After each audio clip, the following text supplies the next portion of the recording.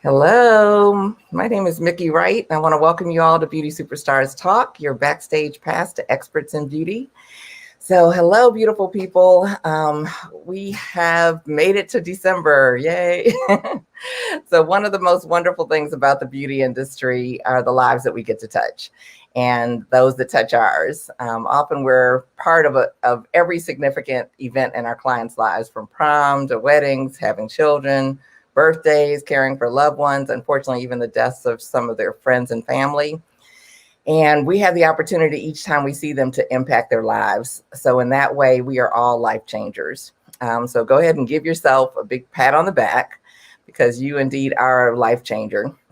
But this month is actually dedicated to 4 people who've made a significant impact on the beauty industry, whether it's on a local or national basis, by using their purpose, their passion, and their perseverance. And several have evolved themselves and their businesses through their own life experiences.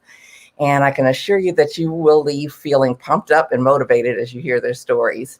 Although I can't guarantee that you won't shed a few tears along the way.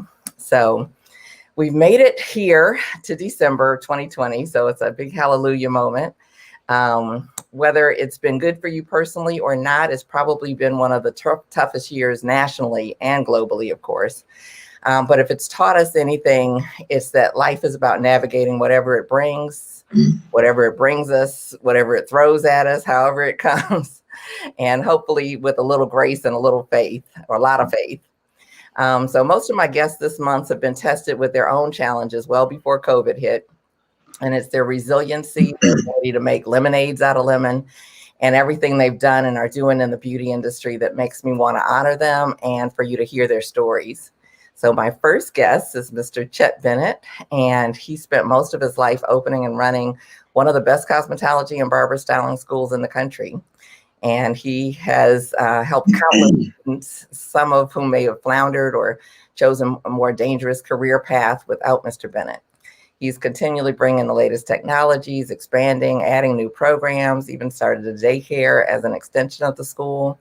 And he's an extremely caring and giving man, and many credit him with their success and with their successful start in the industry. So then 2 years ago, Mr. Bennett was diagnosed with kidney disease and was in need of a transplant. And that type of news could take almost anybody out. But Mr. Bennett leaned even deeper into his faith. And there was a miracle. And so I'll let him tell you in his own words. But from there, he started 3 businesses that I know of, maybe more. And what lessons can we learn from this lifelong serial entrepreneur who has overcome so much? I have a feeling the list is very long. So I'm glad that you're here, and you may want to grab your pen and paper and maybe even some tissues. But, before I formally introduce him and get started with hearing his story, I want to let you know why I'm excited and honored to be here. And each and every week, I bring you some of the best and brightest Black artists and entrepreneurs in the beauty industry to share their stories and take you backstage into their world.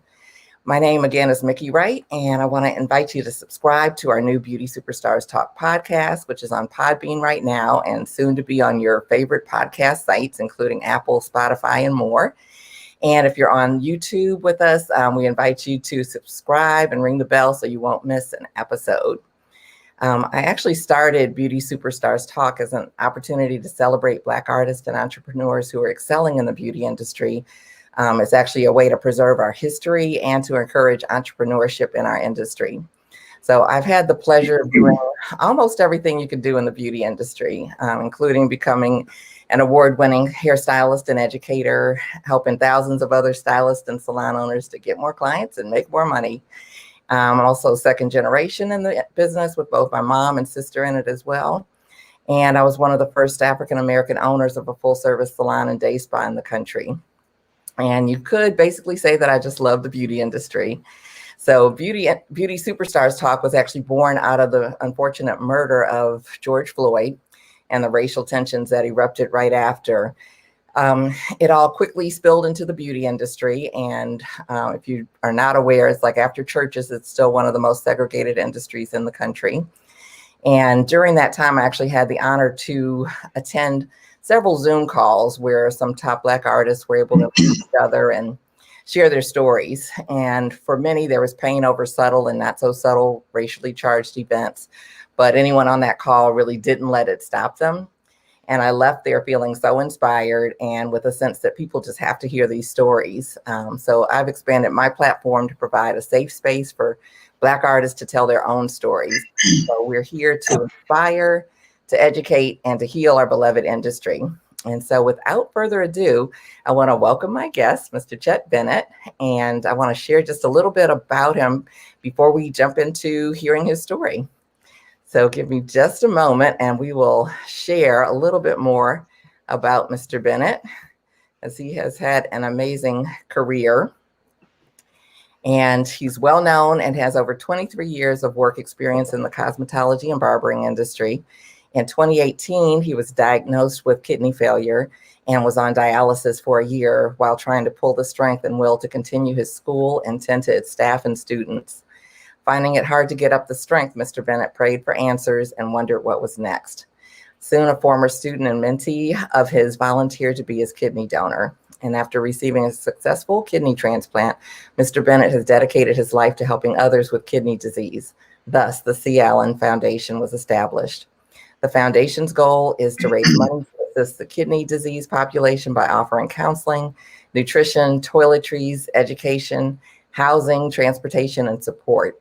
And the foundation activities will include, but are not limited to, fundraising gatherings, pampering days, giveaways, and working with other organizations. Their main goal is to identify, educate, and assist those affected by kidney disease. And it's with great pleasure and great honor that I welcome my guest tonight, Mr. Chet Bennett. So welcome. Thank you. Thank you so much, Miki. That was beautiful. Thank you. Yeah, I'm super excited that you're here. I've known you for a long time. I can't even remember when and where we met, but it's been a long time. And I've, seen what you've done. You're in the Washington, D.C. area for anyone who's not familiar. And I want to start with your school. Like, how did you even get into the cosmetology barbering industry, and what made you want to open a school? Because I think we're really top of mind with, the roots of this show as far as the education in our schools and how that can trickle up and feed our industry. Well, first, let me tell you, it's an honor and privilege. Can you hear me good? I can hear you. Yeah. It's an honor and a privilege to be here because I can remember in the early 90s meeting you, coming in to do a talk with Miss Alexander and the students at the Washington, D.C. Beauty Academy. Okay. And that is when I first met you in the late 90s. So I'm excited to be here. So a little bit of my story in reference to starting a beauty school. I graduated from Morehouse College. My degree was in religion. When I came home, I couldn't find a job. My goal was to become a college president. So I said, let me apply to Howard University or UDC or some local college and let me do financial aid, because that's what I did as a work study student. There was a job in a beauty school. I never even knew that people went to a beauty school. There was a job in a beauty school for $7 an hour as a financial aid officer. I said, Miki, there's no way in the world I'm going to take that job, being a graduate from Morehouse College with Martin Luther King, Benjamin E. Mays, all these great people. I have friends getting $70,000 job offers, and here am I, a $7 an hour job. I said, there's no way under the sun. My pastor said to me, Bishop Alfred Owens, Greater Mount Calvary Holy Church, he said, Chet, take the job. You don't know what God has in store. So I said, you know what, maybe so. I took the job at $7 an hour in September of 1992. Okay, so I'm telling my age now. Okay. 22 years old, took the job, September 1992. By November of that same year, I was promoted to director of admissions. Okay. In 1990, so what I did was in 1994, I decided to go back to Howard University to get my master's degree, because I said, I'm getting out of here, out of this industry. I'm going back to Atlanta so I could work in some real college to become a college president. In 1994, I was also promoted as the school administrator, along with Miss Alexander, who was the director. So in 1996, Miki, all the schools had, not all the schools, but the school had closed down. And I had just received my my master's degree in education administration, and here I find myself unemployed.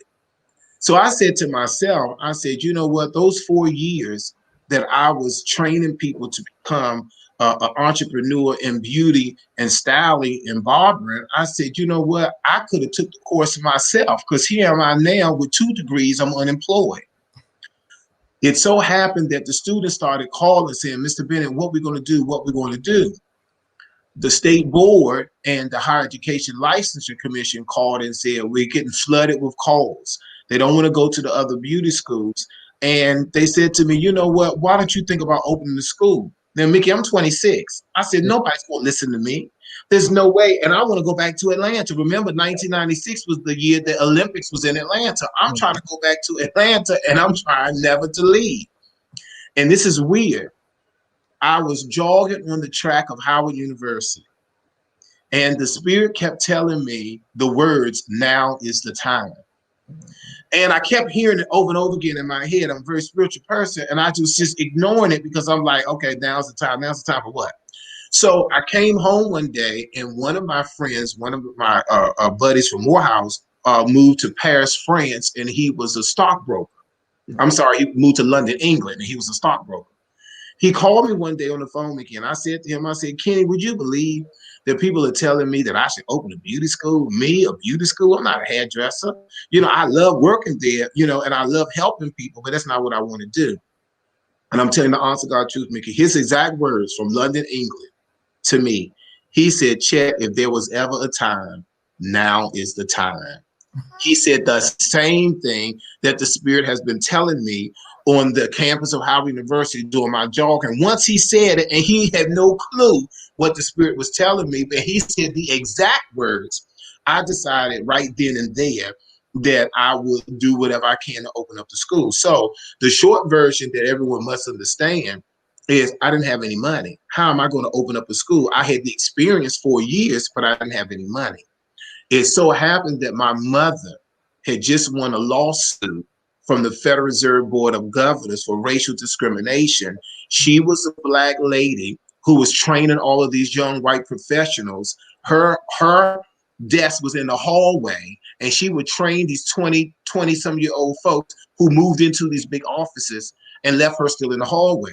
So she eventually sued the government, and she won. So we were in Jet, Ebony, all the places, because no Black person had ever sued the Federal Reserve Board of Governors and won a lawsuit. Because of that lawsuit, and it wasn't a whole lot of money, but I asked her, would you invest in me for me to open up Bennett Beauty Institute in the same place that DC Beauty Academy was? And that was in 1996, and the rest is history. Wow. That's an incredible story just right there. Yes. And so many lessons in it. Go on. Oh, absolutely. And one of the things that I would say to all of your viewers, that a lot of times we have to listen to that inner voice, because we all have the inner voice, and the inner voice will tell us things. And a lot of times, sometimes the inner voice, it could be self, sometimes it could be the Spirit, but you got to be able to go into meditation so you can determine what is the real Spirit and what is self-talking, so you know what you need to do. And I'm not going to say that the road was easy, because we started in 96. You have to be in operation for 2 full years before you can even apply for accreditation. Mm-hmm. So in 1998, we applied for accreditation. They didn't come until March of 1999. And we have been successfully accredited since 1999. Mm-hmm. And that's something that I'm really excited about, because a lot of Black-owned school, a lot of Black owners will come to me, and I try to help them as much as possible, because getting accredited, ladies and gentlemen, means that now you can apply to the Department of Education for federal funding. Mm-hmm. And so it's important, because a lot of times you need that federal funding because of the kind of students that are attracted to the school. A lot of them need financial aid and financial assistance. Mm-hmm. So by having that, we were able to now go from, and I will never forget this, we went from 5 students, Miss Alexander, who just happened to retire this year, last month. Yeah, she retired, 42 years in the business, wow, and whole time at the Bennett Career Institute. And so it was just a situation where I just believe that, you have to stick to your guns. You have to be passionate about what you want to do.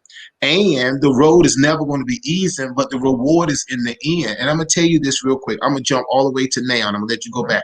But let me just say this. When COVID happened and the Bennett Career Institute was closed because I make products, what kept me afloat, I was on unemployment like everyone else. What kept me afloat was my graduates was investing back in me and my business with the hand sanitizers and the products and stuff I make. They kept me busy throughout the entire pandemic. So I was able to still make additional money and get some help along the way. And a lot of that has to do with how you treat people. And that's why on all my hashtags, I say it's nice to be nice, because you would never know how someone that you may have helped will turn around and be the blessing for you in the time that you needed it the most. So I'm just so appreciative, and I just thank you for having me on today.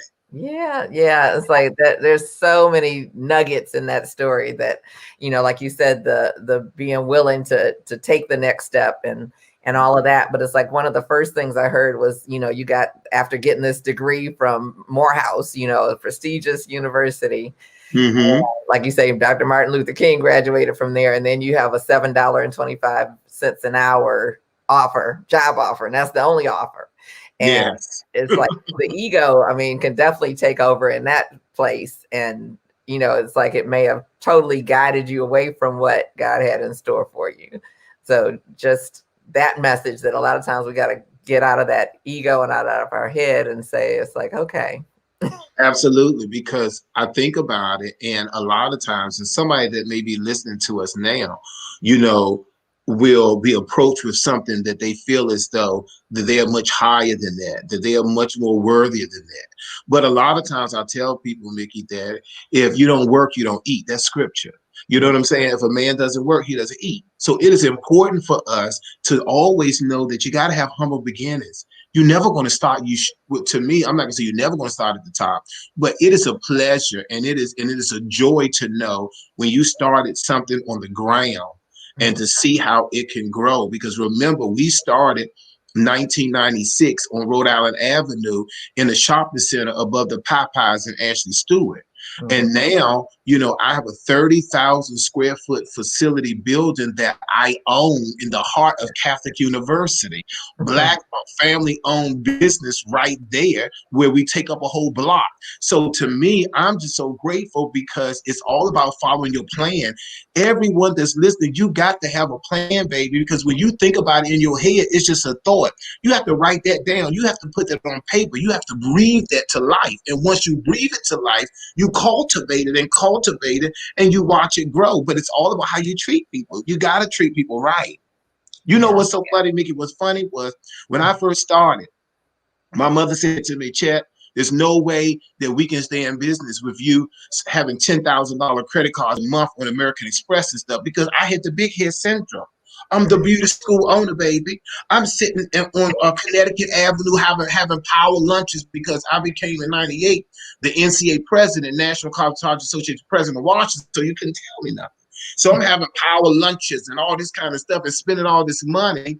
And then my mother sat me down and said, baby, this is not going to work. So then I had to pull myself back and realize that you got to grind. You know what I'm saying? So I believe that all of us at one time or another may get that big head syndrome, but you got to really understand, especially if you're going to be in the beauty industry, we're servants. We're here to service people. Right. So you can't have no attitude. You can't have no big head, baby, if you're talking about servicing other people.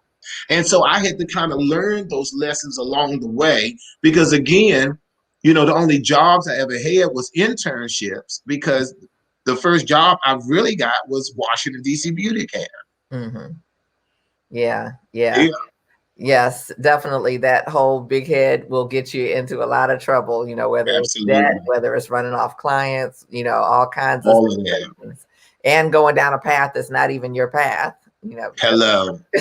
and what's so funny? What's so funny is one of the themes over the years have always been, people come to me and say, my passion is to be a hairstylist, but my mother made me go to college. My passion is to be a barber, but my father said, no, that's not a viable career. Mm-hmm. And I like to tell people, I have a bachelor's from Morehouse. I have a master's from Howard University. But what has made me my money is that cosmetology instructor's license that's on the wall. That's what made me the money. And so I would never tell people not to go to college because it was a wonderful experience and I will never forget it. But also you have to understand the talent and the abilities that you have. God gave all of us something different in our hands. That's why if you do a fingerprint, my fingerprint will never match your fingerprint because God made you special. So what's important is to go in your meditation closet and figure out what is it that you're supposed to do out of life. And I tell people, if it's something that you can do where you don't ever have to get paid, you enjoy doing it, you sleep, eat, and breathe it, baby, maybe that's your passion. Maybe that is what you're supposed to be doing. And I think it's important for everybody to not keep listening to the naysayers and the other people. You know what you're supposed to do. Mm-hmm. After a while, you get it. And then if you don't get it, then sometimes you have to try to dibble and dabble in things until the Spirit leads you in the right direction. But I'm just glad that I got my passion early, mm-hmm. and been doing it early. And I'm just really excited about it. I love the beauty industry. Love it. Yeah. And it's been good to me. Yeah. And you are the president of a college. So. Okay. Absolutely. Dream realized, just a little bit than you thought. Amen. But also, what's that bridge between doing hair as my passion and actually putting in the work to actually make it into a career, make it into something that is sustainable over the years? Yeah. Well, that's different. That whole little passion thing to me is like, oh yeah, I'm passionate until it's hard. Exactly. I think that there are times where we have to make sure that we find other coping mechanisms, that we find other outlets, because oftentimes we're going to be tested and we're going to be tried. And even though we feel that it's our passion, but then when the money start getting low, when the clients start getting on our nerves, when the clients disappear, when you try to figure out, do I need to get a part-time job somewhere? To me, I like to tell my people that it's about reinventing yourself.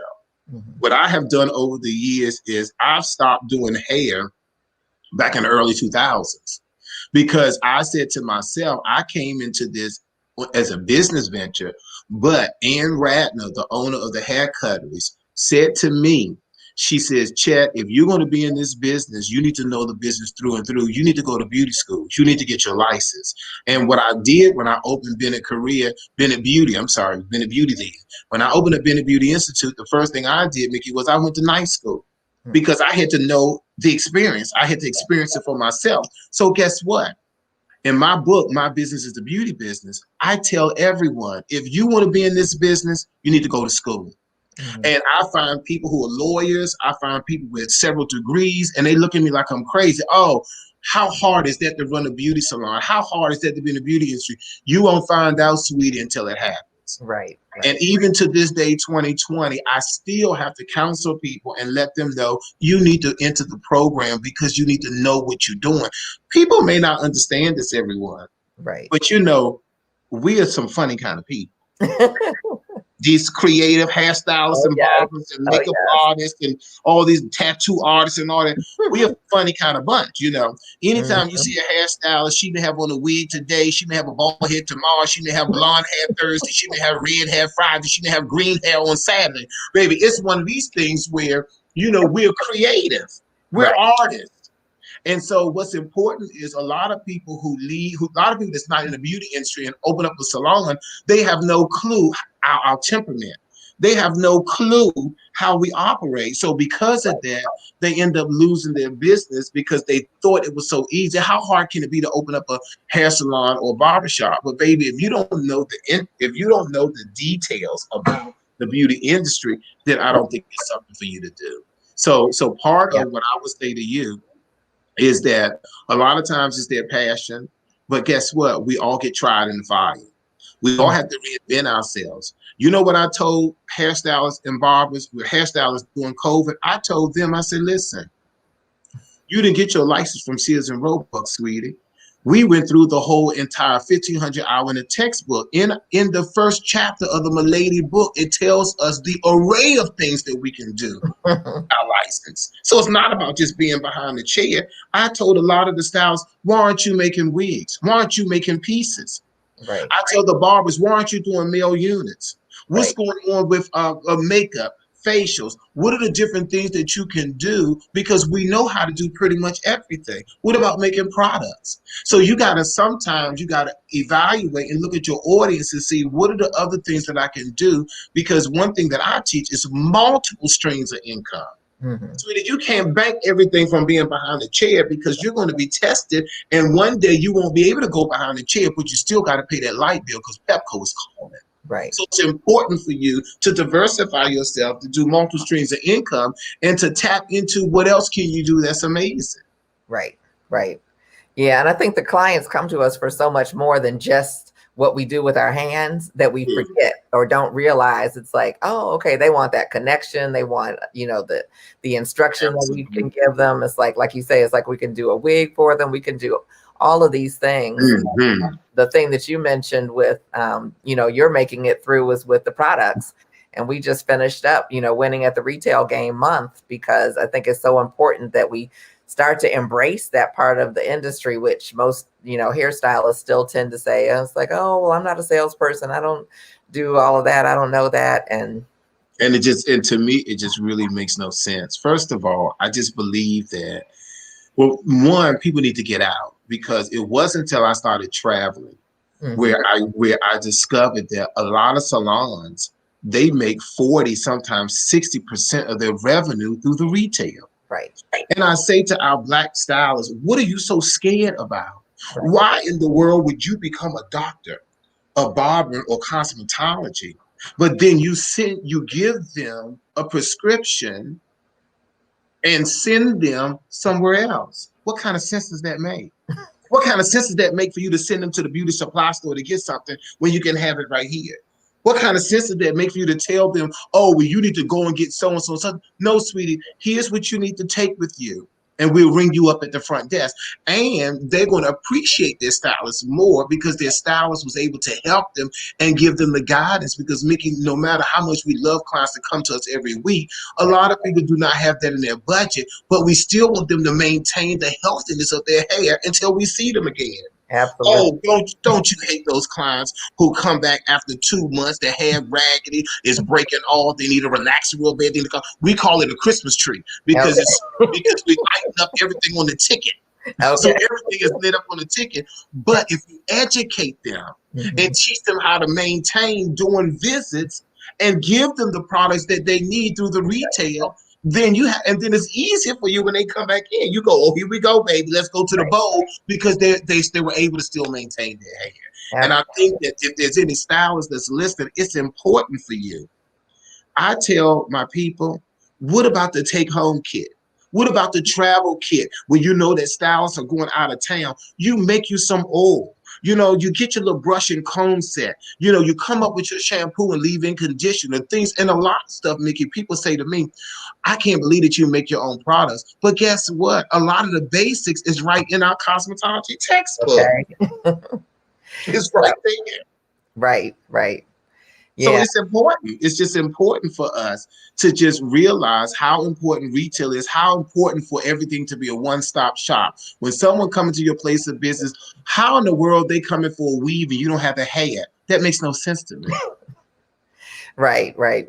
Well, now everything is kind of bring your own, shampoo your own hair, braid it up the right way, don't blow dry it the wrong way, or I'm not going to do you. And I'm like, what? That's a mess. And then this is the crazy part. This is the new thing that I'm just trying to get a grasp of. People saying people say, oh, I need a 2B. I need a 3C. I need a 4D. I'm trying to figure out, well, what in the world is all of that? Oh, this is what I use. I use a 5D. I don't know anything like that, sweetie. I know color, and I know how to break down the color, and I can be able to help you figure out what's the best color for you. Right. But it's just, things are just different now. It's just different. It is. And we want to keep it, different is good, but it's like we want to keep it evolving so that it's like the profession stays professional. And it's like that it's a wonderful career, and we want to keep it that way. So I think that the important thing is everyone still need to remember that the basics will never disappear. Exactly. So you need to go to beauty school so you can learn how to do finger waves. Finger waves will never go away. It may slightly damp and come right back. It may do, but the important thing is everything comes back around and around and around. And I feel sorry for a lot of schools now, calling no name, they focus so much on weaving. Weaving to me is not a real hairstyle. Right. It's easy, you know what I'm saying? To me, I need you to do them figure 6 and the figure 8. I need you to work them coconut curls. I need to understand how you're doing on base and off base. I need you to get a lady who got a big fat round head. And what are you going to do? You're going to give her some height so she can have the appearance of an oval shape. All of this we get out the textbook. So all of you all just want to weave all day and braid and then weave. That's great. I'm not knocking it. But I want you to learn everything in the industry because I want you to still be able to do grandma. There's some schools that don't even teach you how to do ethnic hair. Oh, I'm sorry, over curly hair. And because of that, you can't even do your own grandmama. You can cut real good. You can color real good. But then grandma say, baby, give me a press and curl. It's a done deal. Right, right. But you just paid $20,000. Yeah, true. Yeah, it's very expensive these days. But talk to us. It's like you went there. So talk to us. It's like, you know, the words diversity and inclusion are really big in our industry right now. And I actually just met with a young lady who's doing some other things for the industry. She's not in the industry. She's a tech person, relocated from an area that has a lot of, you know, salons that she could go to as a Black woman, and to an area where there aren't very many Blacks or very many Black salons at that, and just had a horrific time. And she's like, I can't believe that they're telling me that they never got any training on Black hair, you know, which there isn't even Black hair, but textured hair. And so what are your thoughts, you know, being a school owner and seeing what's going on now versus before? Very good. One of the things that I try to tell all the African American stylists and barbers, that the importance of one of the things that we do here in Washington, the Bennett Career Institute is certified to do continuing education unit training. And normally I go to the convention center. We were scheduled, listen to this, we were scheduled to go to the convention center March the 15th. They closed the city down March 13th. So imagine what I went through. And I had over 800 people registered to come to the convention center for their CEUs. But one of the things that I would say, and I have said it over and over again, a lot of Black schools in the day only would give you an African American mannequin, and they only really taught you how to do your hair. One of the things about the Bennett Career Institute, ever since 2005, when we moved, because we were that way on Rhode Island Avenue. In 2005, when we moved to the Catholic University area, we had to make sure that we had to have diversity training. We had to know, we gave everybody straight mannequins as well as over curly mannequins. We made sure that we went on the campus of Catholic University to admonish and to bring those guys over there so we can cut their hair, to bring the ladies over there, and then have people to come and train us on how to do straight textured hair. It is important that and let's even go to the salons.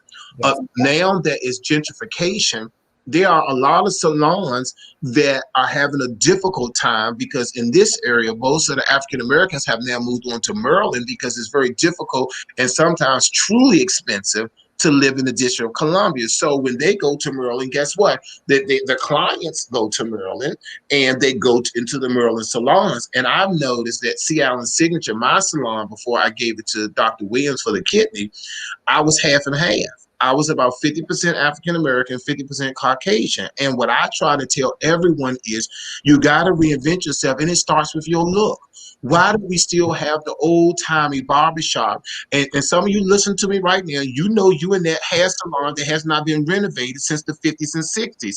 I'm not going to say it's the devil. What I'm going to say is that you have to evolve. You have to cater to your audience. One of the things, Miki, that we tell people when they go into business, you got to do market research. You have to understand what your demographics are. You have to know what's going on, even in Southeast DC. I was over in Southeast and I see white folk walking down the street. So what I'm telling you is that if you don't know how to do straight hair, This is mandatory for us to get CEUs. What you're supposed to do is you're supposed to admonish the people that you go get training from to say, hey, this is what I'm lacking in. Can you teach me how to cut straight hair? Can you teach me how to do X, Y, and Z? So the important thing is everyone has to revive their curriculum to include everyone. Mm-hmm. Because even if you're still in a Black area, it's not going to be Black forever, sweetie. Trust me. And you want to be able to know how to do everything. Yeah. So it's important for you to take advanced classes. It's important for you to take continuing education. It's important for you to hook up with other people that do not look like you and barter sometimes. You know what I did one day? I'm trying to think of, and I can't think of her name, Barbara. I haven't been behind a chair in years. I went to Barbara on U Street and I said, Barbara, can you come in and do some advanced cutting classes with me? Because I knew I was getting stale. What we have to do in this industry is that we got to continue to revive ourselves. You know, I even went to New York and took a couple of classes doing straight hair because I wanted to make sure that I was on point. So when my next door neighbor, I'm the only one on the block that looked like me. But when I came here, everybody looked like me. Now I'm the only one on the block that's left that looks like me. So when my neighbors want a trim or they asking questions and all of this, I'm able to answer all that fully because I went beyond the call of duty. So I say, everyone that's crying and complaining about why I got to pay for CEUs and why I got to do this, beauty education never ends. You have to go to places like Miki Wright Beauty Superstars. You got to go to Bronner Brothers. You have to go to IBS. You have to go to Premier. You have to go. It's about investing in your industry. I feel sorry for the people who are in these suites, and it's nothing wrong with suites. Don't get me wrong, but it is something wrong with it when you don't get out. You're so busy doing the same clients, the same hairstyles over and over again because that's all you know. Baby, you have to go to class. You know what I'm doing, Miki and Jeremy, I'm excited about. We ain't talked about it yet. We're going to get to it. I know you are. But I'm going to culinary art school. I've been cooking all my life, but I said I want to know what a knife set is. I want to know how to sauces and how to know the difference with seasonings and stuff. We have to get to the place, Miki, where if we're going to be in the beauty industry, and I'm talking to that 50, 60-year-old, if we're going to be in the beauty industry and we're going to stay and retire in the industry, we have to reinvent ourselves and we have to get more education. How in the world do you think that you'd have been to beauty school 30 years ago and can't nobody tell you nothing? That makes no sense to me. Right. And every 6 months, the styles are changing anyway. Absolutely. You know, I remember when they first started doing balayage and someone came in and asked, I'm like, okay, I'm going to kind of fudge my way through this. But it's like, I had to take some classes and find out, what's a clear, clean application that'll make it quick and fast. And I'll know what the results are going to be when I finish, rather than like, I really hope this comes out, But absolutely. It's all about, we have to continue to further our education in almost any field that we're in. Yes. There comes a time when you have to do it. You got to reinvent yourself. You have to know what's going on. And the crazy thing, Miki, this was the year during the CEU conference that we had purchased mannequin stands and all of that. We were doing hands-on. We were showing the folks that do not know how to do over curly hair. Mm-hmm. We was going to teach them. And the folks that do not know how to do straight hair, we were going to teach them. So we had diversity, we had all kind of mannequins that we were going to use to actually do hands-on, because what I said, Miki, is a lot of people don't want all of this. Right. They want you to show them how to do it. Yeah. So we had a lab with Jamal Edmonds was one, A.C.A. Williams was another one, was going to be in Vernon Martin. They were going to be in the lab doing nothing but showing people how to do whatever they wanted. Mm-hmm. Because we have to find a way to get the people to get updated on how to do the latest styles and trends if you want to stay relevant in the industry. Right. Yeah. And I think there's been so much transition in the industry, like to natural hair, which some people embrace and some people don't. You're like, oh, business is falling off because I'm not embracing it. It's like, and so, either learning those skills or learning some other skill sets so that you can transfer into, like you say, other ethnicities or other hair textures. It's like color is really big. And so there's all these different kind of little avenues that you can take and reinvent, you know. And and I'm glad you said that. Specialty. I'm glad you said that, because when we were at Sea Island Signature, which is directly around the corner from Howard University, we started noticing how the clientele started dropping. Ask me why. Why? Because everyone was going natural. And listen, I'm not trying to offend nobody, but baby, I saw a whole lot of kizzies on Howard's campus. I saw a whole lot of folk who would actually do 2 cornrows going back, and that was it. I've seen people that come out and just have a bush ball on their head, and they wasn't coming to the salons. But guess what, Miki? What we had to do was we had to hit the streets and we had to educate you. Sweetheart, just because you're going natural doesn't mean that you can't get a trim. Just because guess what? You say, oh, I'm natural, I don't want to cut my hair. What happens when you get trichopitalosis, which is split ends? It's going to continue until it breaks off. So what you got to understand is, even with your natural hair, sweetheart, you need to come into the salon so we can give you a good shampoo, a good blow dry, and a good trim if you don't want anything else. Miki, I can't believe the girls will come in and say, I don't want nothing in my hair, no oil, no anything. Okay, well, we learned years ago with the Dudley pressing cream, baby, you put a little dime of that in that hand, and while that hair is wet, you massage it. By the time you blow dry, that hair is shiny, it's beautiful, it's fabulous, and the girl had no clue that, yes, you got oil in there, sweetie, but she doesn't believe it, but it's okay. But as professionals, we know what we have to do in order to get that desired look. So that's why it's important that when different things, people say, oh, but it's crazy, everybody going natural, but it's okay, because what you have to do is you have to be creative. And let me tell you what I did. What I did was, they come in, I just want to trim, because we convinced them to do trims and stuff. What I did was, Miki, which I tell people all the time, you have to look in your salon and see if there's any dead space. What can you do with that dead space to get some income going? You know what we did? We went and bought high-tech steamers, and we called it the hydration station. Yes. So all of you who say I'm natural, but guess what? You need a hydration treatment for that natural hair. So it can be more manageable for you, since you want to do it yourself. At least come in twice a month and get our day was deep conditioning. My day now is a hydro steam treatment. Right. You see what I'm saying? Because you got to be creative. You have to come up with ways that is going to appeal to that particular population, knowing that they're saying, oh, I do my own hair, I'm going natural. Okay, sweetie, but going natural, there's some things that we have to do. And I really love the folks that say they're going natural and they got color in their hair, because we all know that's not natural. well, I like that even better, actually. Absolutely. Let's just roll with it, okay? Absolutely. Because now, if we don't treat that color treated hair, you know what's going to happen. Yep. So we have to find ways to continue to reinvent ourselves and have our people still come to us so we can remain relevant. Yes. Yeah. And the education part, like you said, is like, we got to educate the clients on what is natural hair, what needs to be done, what doesn't need to be done, because there's so much misinformation. It's like, come in and let's look at your particular hair. Let's give you a nice little analysis and see where you are and what you need, because on, YouTube and various things, it's like there's a lot of good information, but a lot of times it doesn't pertain to your texture of hair. So and then personalizing those services.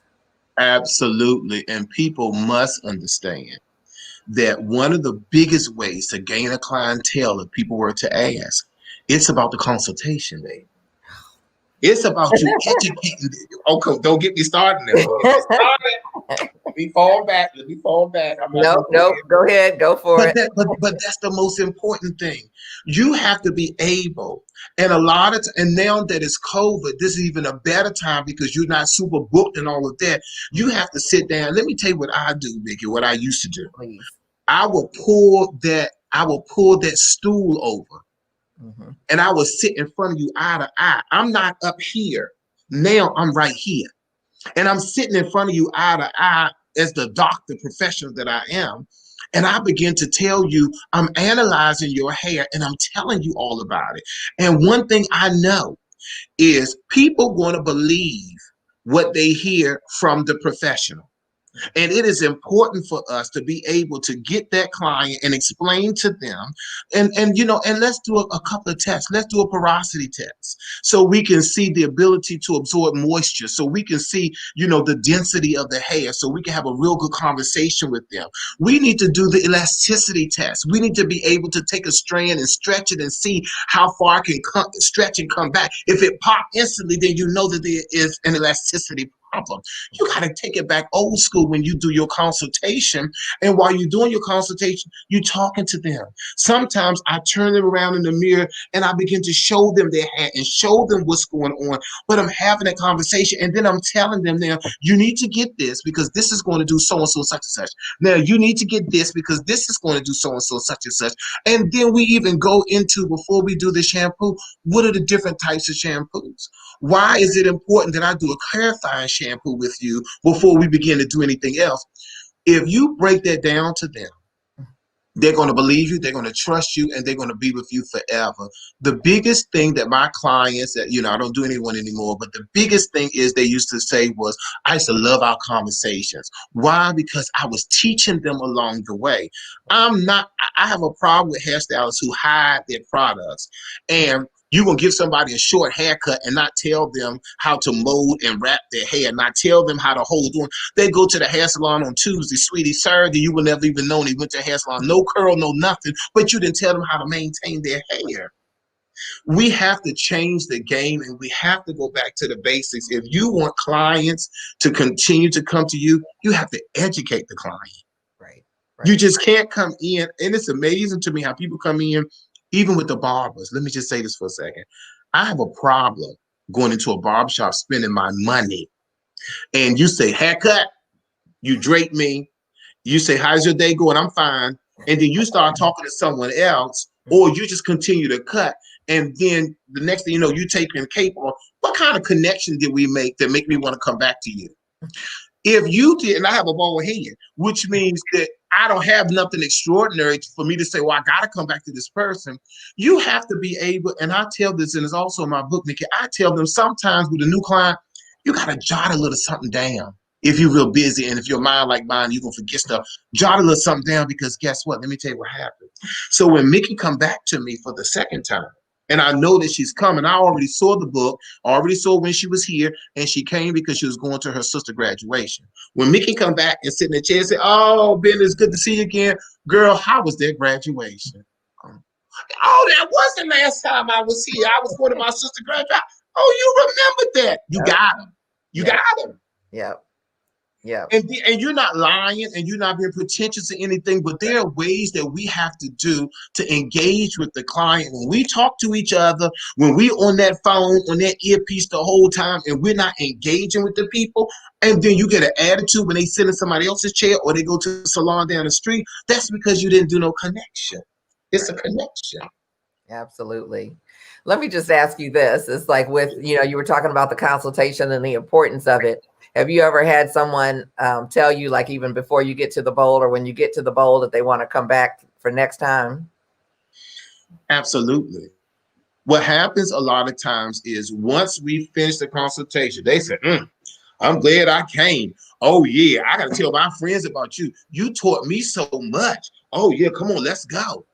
And then at the shampoo bowl, it's a seal the deal session. I tell people all the time, when we shampoo, it's the balls of the fingertips. We're not scratching. We're not using no nails. This right here is what's going to get us that money from that person behind the chair.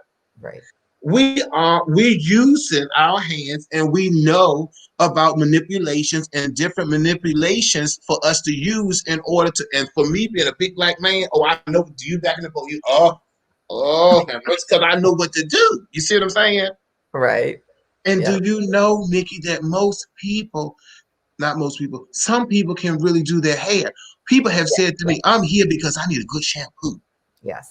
I'm here because my hair dirty and I can't really get it the way I want to. So that's why I really came. I really needed a good cleansing. And that's why it's important. It bothers me with new stylists take people back to the bowl and they do all like this. And then they say, come on, ma'am, you ready? Oh, no, baby. I'm going to send you to another level at that back bowl, baby. Okay.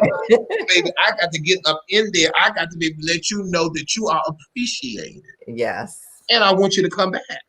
Yes. Yeah. Yeah. I think most people make their decision if they're going to come back probably in that first 10, 15 minutes. Absolutely. So whether it's the consultation or at the bowl. And you know what's so funny? What's funny is for me, and I tell this, people say I shouldn't say it, but you know, I tell it all, don't matter. I wasn't the best. I wasn't the best because I went to beauty school because I owned the school. Right, right. Hair was never a passion of mine. My Mhm. passion was to help people and change lives. It was never doing hair. But guess what, Miki? You're right. They made that decision the first 10, 15 minutes, and they were settled with whatever. Now, I did the best I could.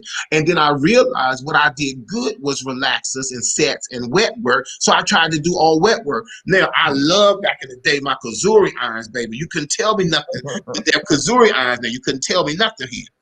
But I realized that I was scared to death I was going to hurt somebody or what you call burn someone. Right, So I right. stuck with the rollers and all that. But guess what I did, Miki? I was able to use the rollers that once I finished, you still had those roll curls. You know, that was out of Yeah. roll curls and all that because I knew what to do, baby. You put them blue rollers at the bottom, and then you put the yellow rollers in. Then you come up with the green rollers. So it's you know what I'm saying? Come on. Right, right. So the important, you know what I'm saying? So the important thing is that I had to use my talent and ability through speaking to get to people. And guess what? People laugh when I tell the story, but it's true.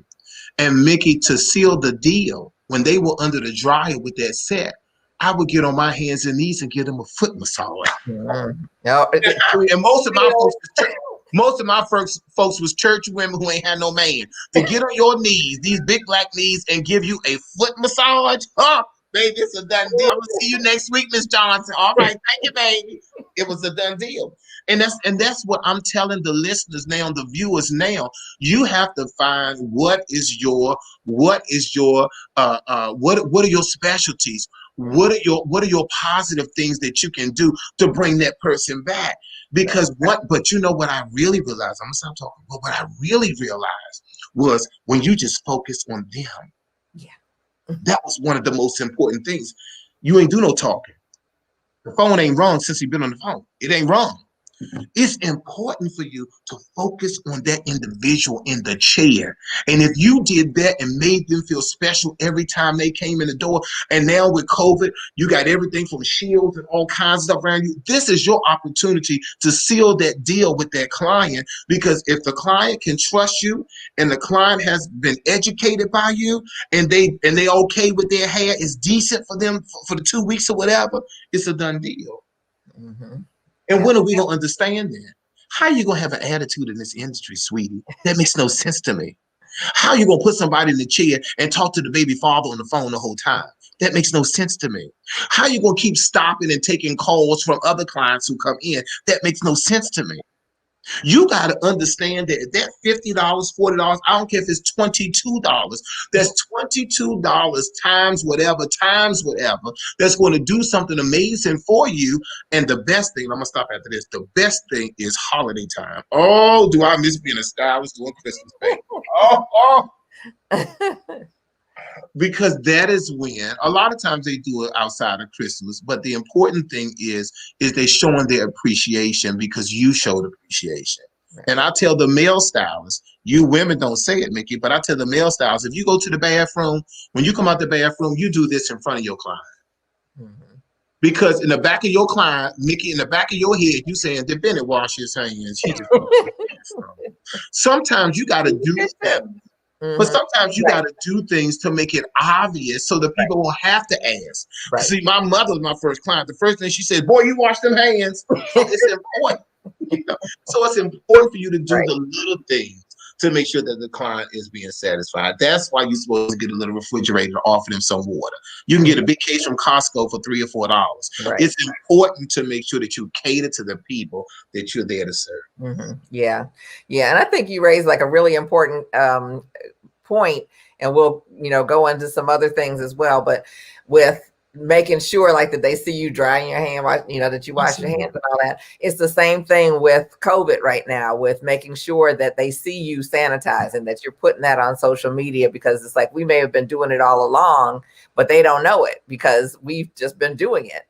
And so making sure that they, know it's like, okay, yep, after you get out of this seat, we're spraying everything down, making sure that everything is good for the next person. When we go over here, this is all laid out, or, it's like we're taking your temperature, whatever it is, to make sure that you make a point of making sure that they know that you're taking care of them.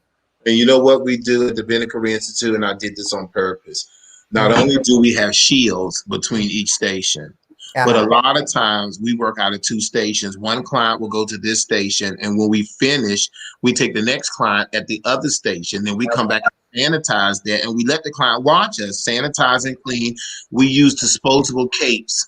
We do temperature checks at the door. They fill out the information for contact tracing in case, if they have the unfortunate experience to get the virus. We're able to know who was the people. Even at the Career Institute, we don't cross-contaminate. We don't let college students go in the barber area anymore. Freshmen can't go in the freshman barber room anymore. We have to keep everybody isolated together. And then we're doing hybrid learning where they only come into the building 2 days a week. And we only take appointments. So this way, we don't do a whole lot of walk-ins. And Miki, trust me when I tell you, it is so different now compared to how it used to be. Bennett Career Institute, we used to serve at least 500 clients a week. Now we may do 50. Wow. Maybe 50. Okay. Yeah. That's significant. Absolutely. And you still got bills to pay, and the mortgage not changing and all that kind of stuff. Right. But to me, I just feel like that things happen, ladies and gentlemen, in our lives for a reason. And things happen, some reason, some a season. What we have to do is, no one would have never thought that we would be in the midst of a pandemic, something that hasn't happened in 100 years. No one would have never thought. But we have to remember, we have to remain vigilant.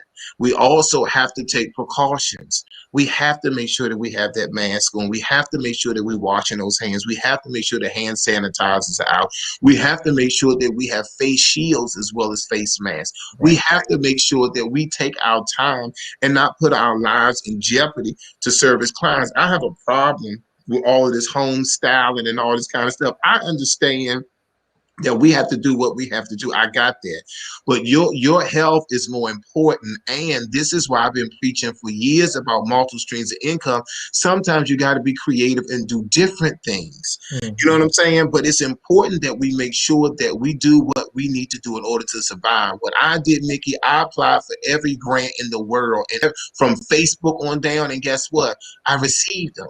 Right. And it's how you monitor your money and how you're able to make sure that you're doing the important thing, because you not only have family, but you also are, one of the things that's even on the state board examination, and that is for cosmetologists and barbers, the welfare and the health and welfare of the client should be our most concern.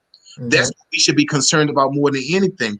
Right. We have a license to touch someone.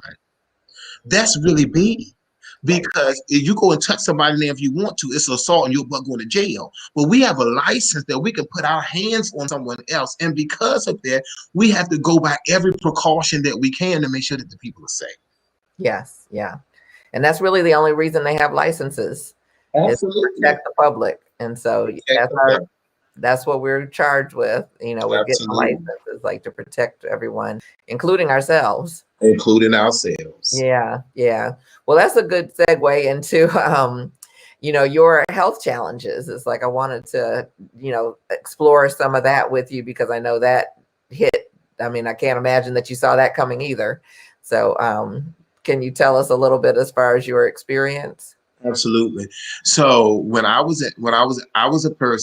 am a person who loved to eat, and I love the spicy food, seasoned food. I'm a comfort eating kind of person. I can eat the macaroni and cheese, collard greens, all that kind of stuff. And when I moved to Atlanta, it was like that was all that was in the South, was all that food, using a lot of butter, lard, all that kind of stuff. So eventually I developed gout. And gout is a buildup of uric acid in your system. So it will have the worst pain. They call it the rich man disease, because you get it from eating a whole lot of red meat, steak, all that kind of stuff. So I found myself having gout, and one of the pills that I was taking for gout, the side effect was it will mess with your kidney. So for about maybe 20 years, 15 years at least, I was taking this medicine. The doctor said you got to watch your weight and watch what you put in your mouth because eventually you're going to have kidney failure and you don't want to go on dialysis. He said that to me in my 20s. I'll never forget it. And I said to myself, that's not going to happen to me. So we're going to keep it moving. So one day, Miki, I started, every time I laughed, my stomach was hurt. Laughing, your stomach hurt? I said, something's wrong with that picture. I went to the doctor. My doctor said to me, oh my God, your kidneys have failed. You need to go on dialysis. I said, that devil's a lie. I'm not doing that. How can it go from me coming to you? And I knew that my creatinine level was rising, but not to the point where my kidneys are failing. You know, and I'm a person, I'm a CEO, baby. I travel the world. I have a beauty school. I have salons. I have a daycare. I have products. I'm out and about. You can't tell me something like that. So I went to Georgetown to the emergency room. And they came back and said the same thing. They said that your kidneys have failed and you need to get on dialysis. So, and they wanted me to do it right then and there. I said, no, I need a week. I need to think about this thing. So I came home, Miki, and I started researching, and I started trying to figure out what do I do to get my kidneys right. What do I need to do? Where I need to go? All of that. But guess what? It was too late. My kidneys had failed, and what I didn't want to do. I have friends who kidneys failed. They went the holistic way. I'm not talking against it, but they all lost their life. So what I said was, I said, you know what? I'm gonna go ahead and do it. Miki, when I tell you it was the most devastating thing ever to be on a dialysis machine 3 times a week, 4 hours each time on the machine. And I'm the kind of person that I stay on the go. To be subject to having your blood filtered out of your body, cleansed, and then put back into your body was something that I would have never thought would have happened. When I tell you I got so depressed, I never wanted to kill myself, but I was just so depressed because I said, I can't believe this is my fate. I'm going to die. I sat on that dialysis machine and I met the people, became close to the people, and to watch the people die one by one on the machine is something that I will never forget. Your good girlfriend that y'all was just outside talking to, all of a sudden she goes into cardiac arrest. I'm looking like this, my eyes and everything. They take a curtain and cover me so I can't see it. And they go ahead and start working on the person. It was devastating. And of course, Miki, you saying to yourself, well, if it happened to them, surely it's going to happen to you. And it became one of the worst things ever for me because then it was like if I was on treatment Monday, Wednesday, and Friday, right? So Tuesday and Thursday, I'm still weak and trying to recover, but I was still trying to make it to work because I owned the business. So I was still trying to go in. But that's why I try to do everything I can for people on dialysis, because a lot of people wasn't fortunate like me that they could still go to work a couple of hours so I could still get a paycheck. So I still went to work. But then guess what? I didn't have to go on the weekends. But if you don't limit your fluid intake, by the time Monday comes, you want to run to treatment because now you have all this fluid that you can't get off of you. And that causes heart attacks and all kinds of stuff because you have a buildup of fluid. So sometimes on Monday, I would look like that because I'm so full of fluid and I'm so sluggish because I got to get that weight, that fluid off of me that only the dialysis machine can do. And so it was devastating for me to be in that chair. And let me just tell you this. I was hurt and I was devastated because I lived my life to help other people. And to think that I would be in that chair, I just knew that I was going to get a kidney transplant because I've been too good to people. And guess what? I would get on Facebook and tell my business hoping that people would help me. And so many people said, Mr. Bennett, I'm going to do it. I'm going to do it. I'm going to do it. And I kept calling the doctor saying, I know I got people saying they're going to do it. They said, well, we didn't get any calls. We don't have anybody. Then I started realizing that a lot of my family couldn't do it because if you have an underlying condition, then you can't be a kidney donor most times. So if you're overweight, that's not going to happen. If you're a diabetic, that's not going to happen. If you have a lot of protein in your urine, it's not going to happen. My best friend who don't take medicine or anything, he couldn't be the donor because he had protein in his urine, which means that's a sign that you may have kidney failure down the line if there's a lot of protein in your urine. That's why I tell the brothers, if you go to the bathroom and there's a lot of suds after you urinate, you need to go to the doctor because that's excess protein in your urine that's trying to come out, and you need to seek the doctor. So my cousin who wanted to do it was overweight. My brother, who is 1 year older than me, that I depended on, I just knew he was going to be the kidney donor. They told him he was pre-diabetic. They had to put him on medication. So now, Miki, I'm sitting in a chair all alone, and now I'm becoming bitter. I'm saying I've helped all these people all these years, all these students that came through these doors, all my nieces and nephews, all these people. And guess what? I'm in this chair, and I don't have anyone to help me. I would leave the dialysis center and could barely even walk to my car. I used to come home. I had an assistant who lived with me that sometimes had to literally pick me up to take me upstairs with my big tail because I was so weak from after treatment. But it wasn't just physically, Miki. It was emotionally and it was mentally, because I said to myself, I'm going to die and there's nobody's going to help me. And it was the worst situation ever because people, if you never experienced people on dialysis, or if you never experienced it for yourself, you just never know. Right. You can't imagine that now, and Miki, I have a takeover spirit because I've been a leader for so long. So now I'm in a dialysis center wanting to tell people what to do, and you shouldn't be doing this and you shouldn't be doing that, but you can't do anything. Right. That because you're at the mercy. So it was devastating for me to think that I would do so much for people and nobody was there for me. That's how I looked at it, that I didn't have anyone. And guess what? I didn't want no one to come and see me in a dialysis chair with tubes and stuff hooked on me. I didn't want that because to me, that was a sign of weakness. I didn't want that. So I became extremely depressed and I just didn't know what was going to happen. I got a call one day from my salon manager, who I've been knowing her. She'd been to school, started when she was 19. She just turned 40 or something. She's been in my life all these years. She said to me, she said, God told me I'm going to be your kidney donor. I said, yeah, okay. Because at this time, I don't believe anybody. Because everybody said I want to do it. I don't believe them because the doctors are saying we don't have anybody that's calling in and say going to be there for you.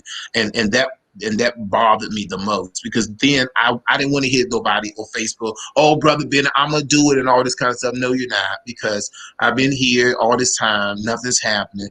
And then I said, wow, this is my fate. Everybody else had been on the machine for 5, 10 years, and it was just me 1 year. And I was like, wow. But guess what, Miki? I said, I'm not going to get the fistula. And that is where they do the graft in the arm.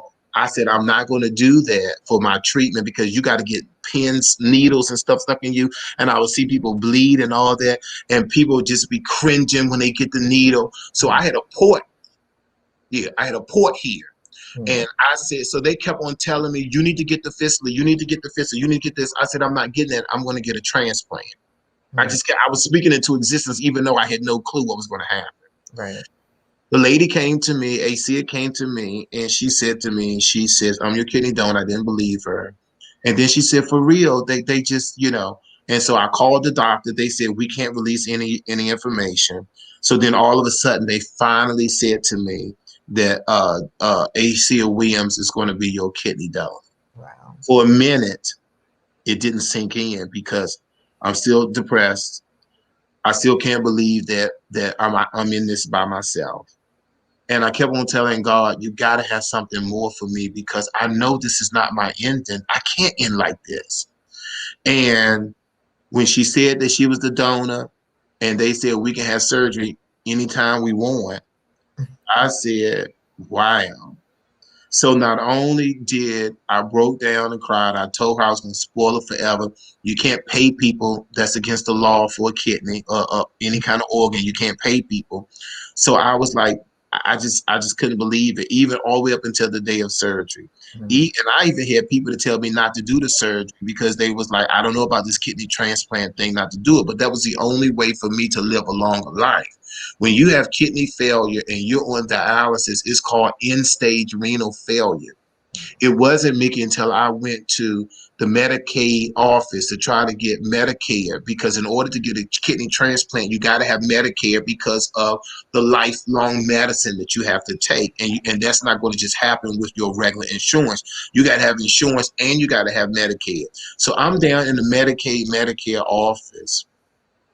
And it didn't hit me until the lady said, well, you don't look like that you can really get medicated. And, so she started talking to me. I handed her my paperwork and she said, oh, okay, you have end-stage renal failure.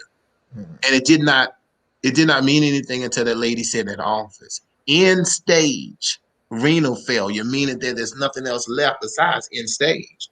So that's when I said to myself, well, I'm about to leave the earth. So what I started doing was I started getting my finances in order, because I was like, wow, God, you're going to take me and I'm not even 50. This is unbelievable. So the short version is I got the kidney transplant. I thank God for that. And it so happened that my kidney donor did not have anyone to nurse her or to take care of her. So me and my mother instantly said, we're going to heal this thing together. So we went out and bought a bed and put her in the same room with me in my house so we can recuperate together.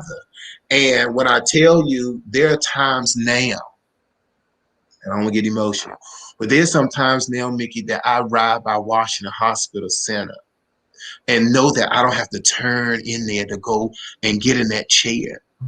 I just put my hands up and I thank God. There are times right now that I break down and I call Dr. Williams and I just say, thank you. Because this is something that you didn't have to do. This is a young lady with three kids.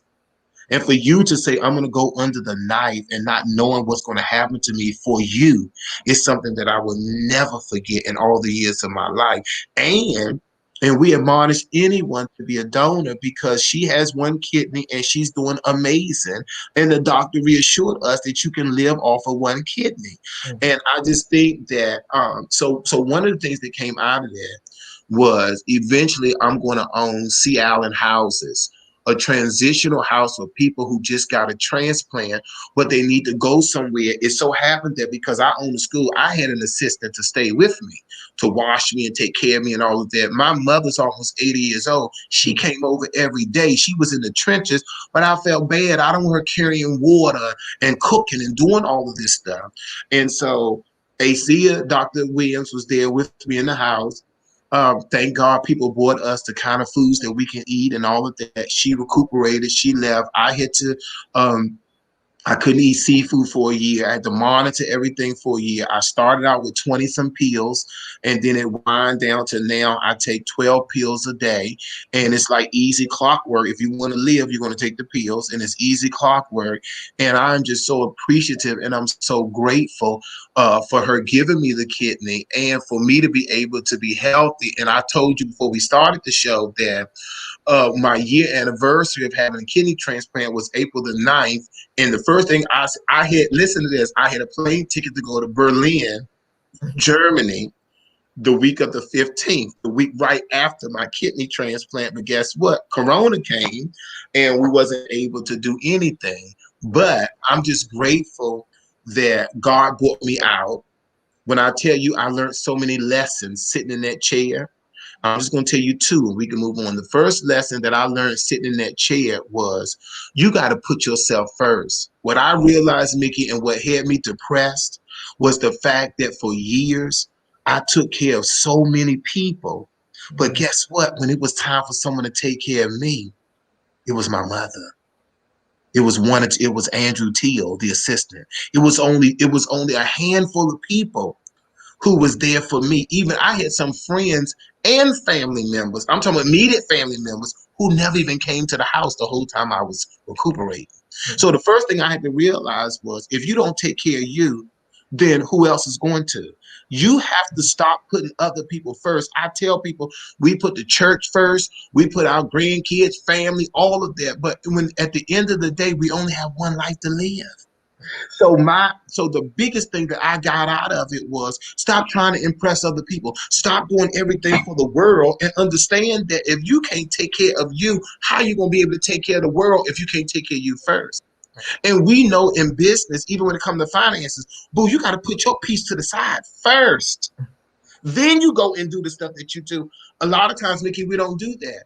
We Right. sacrifice. At the end of the day, we hold in an empty bag, but everybody else got paid and all that kind of stuff. I don't do that anymore. Ever since I had this situation, I make sure that I take mine off the top, and then I will see how God will bless me to take care of everybody else. But I'm no longer going to put myself last. So that was the first thing that I got. Mhm. The second thing, and I learned many of them, but the second thing, and the last thing I'll share with you is there's a reason that God had put you through this. What is it now that you can do to just give praise and honor that He gave you another opportunity to be on this earth?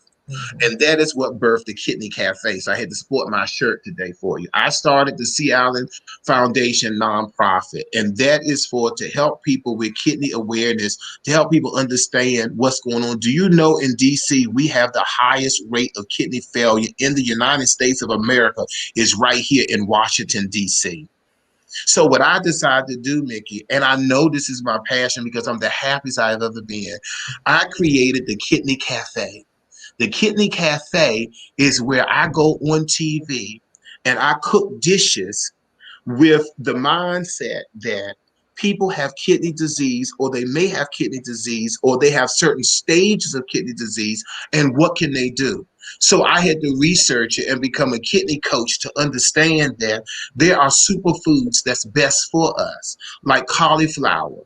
Cauliflower is that versatile vegetable that you can use it as a carbohydrate, as a starch. So you do your rice out of cauliflower. I do my pizza crust. I do mashed potatoes out of cauliflower. So basically, what the Kidney Cafe is doing is showing people how to have a great way of eating, but eating a little more healthier, taking different options and choices. And then we talk about portion control. Sometimes you're not going to get around certain things, but you only have a little bit, like potassium. Corn in the carb is high in potassium, but for us, we can have a half an ear corn.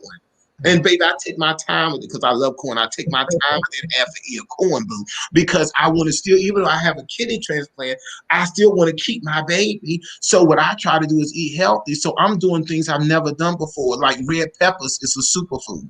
So now I'm using peppers in items. So there's four things that I want our listeners to understand. One is about sodium, how important it is to keep that sodium level down.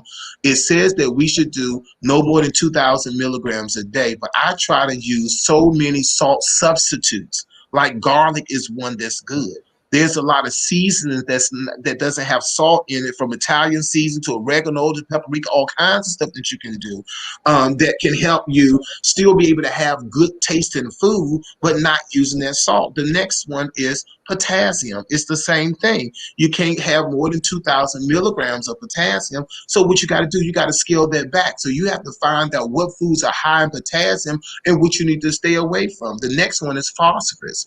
It tells us that our phosphorus level should be between 2.5 and 4.5. So stuff like me, I love French fries. I love potatoes. Potatoes is high in phosphorus. So what do? We boil the phosphorus out of the potato, then make your French fries and stuff. So basically what I'm trying to tell people, the last one I want to mention is protein. Protein can be tricky, Miki, because if you are in stage 1 or 2 of KD, which is kidney disease, you want to limit your protein because it's going to make your kidneys work hard at trying to break down that meat and all of that. However, if you're on dialysis, you need more protein because when you do the treatment, it's going to strip nutrients out of you while it's cleaning your body and stuff too, and the chemicals and metals and all that. So you got to be able to put that protein back because you need it for strength. So phosphorus, just to mention, is phosphorus is a mineral. So it's kind of like, it's for our bones. So it's kind of like calcium. So if we have too much phosphorus and all of that, then our bones become weakened. Then all of a sudden we having issues. Now we extra tired and all that kind of stuff. So we got to remember things. So the purpose of the Kidney Cafe is for me to make dishes for people with KD or people that's a diabetic like myself. So I use all kind of sweet substitutes from agave to I use coconut flour now. I use coconut sugar. I use almond flour, all that kind of stuff. So what I try to do is right now in my house, there's nothing white in my house. I don't have any white sugar. I don't have any white flour. I don't even have white bread. I don't do any of that because the important thing is how can we remain more healthier? So what I'm excited about is the Kidney Cafe is my new venture. It's my purpose, my passion. I love to cook. I just before we started, I just had my cauliflower pizza. Instead of me getting the pepperoni, I got the turkey that looked like pepperoni on the pizza. You know what I'm saying? Mm-hmm. And then even skinless chicken is one of the superfoods on our list that will help us. So it's about research. And when I came home and they said I had kidney failure, I started researching what I do. It was too late. So I said the Kidney Cafe.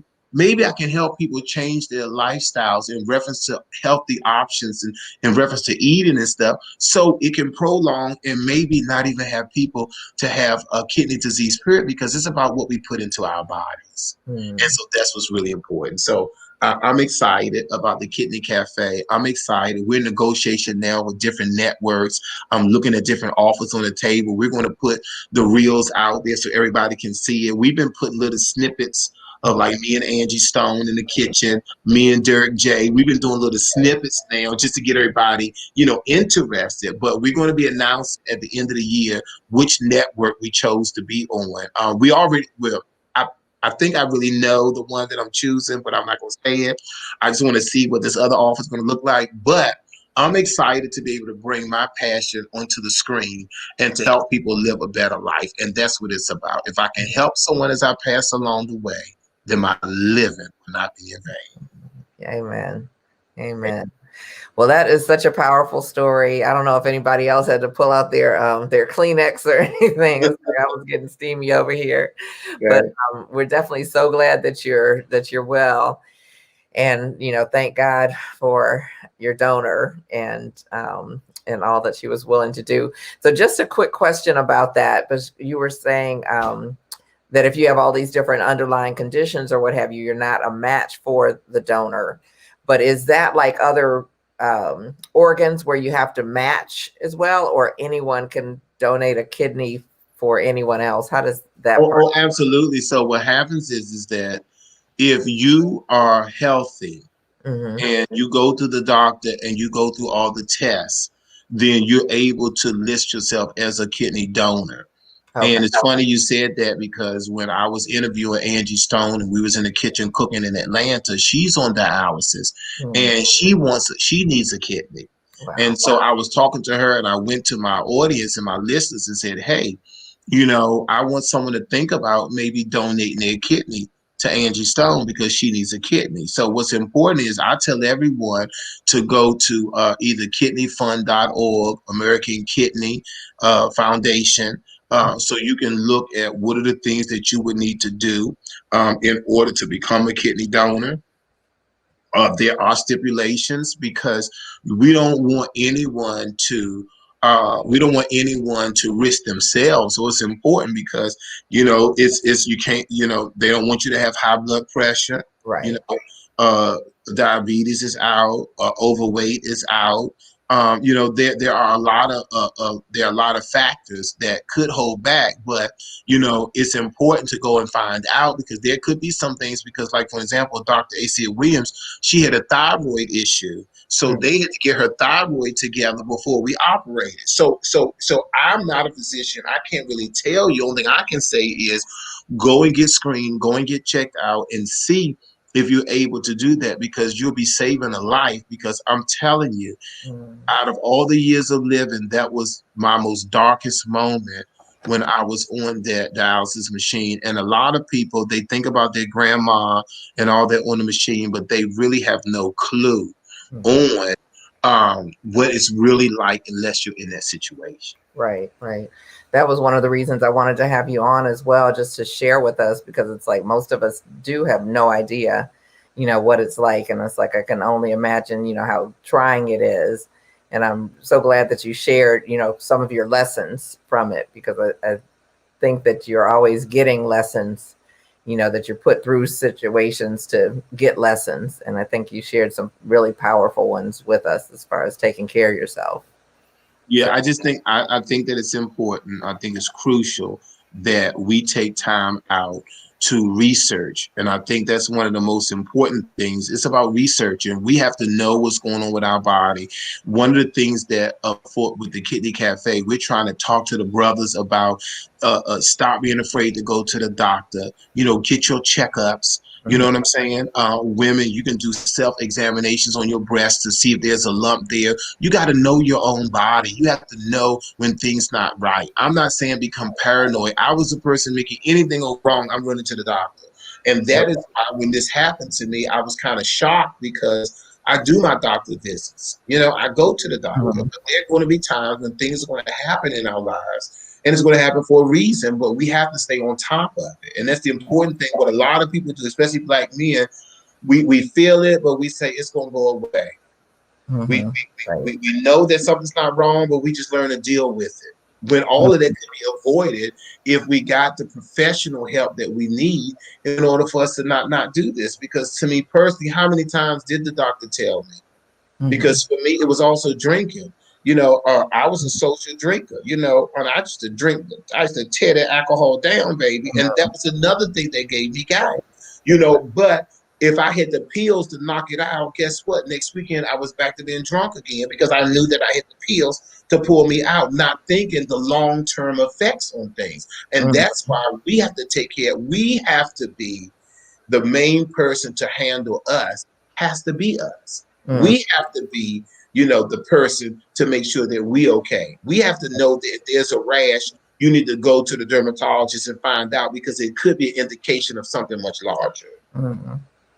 Yeah, and I kind of wanted to tie this together. It's like health and beauty are so connected anyway. And this is about life changing and changing lives.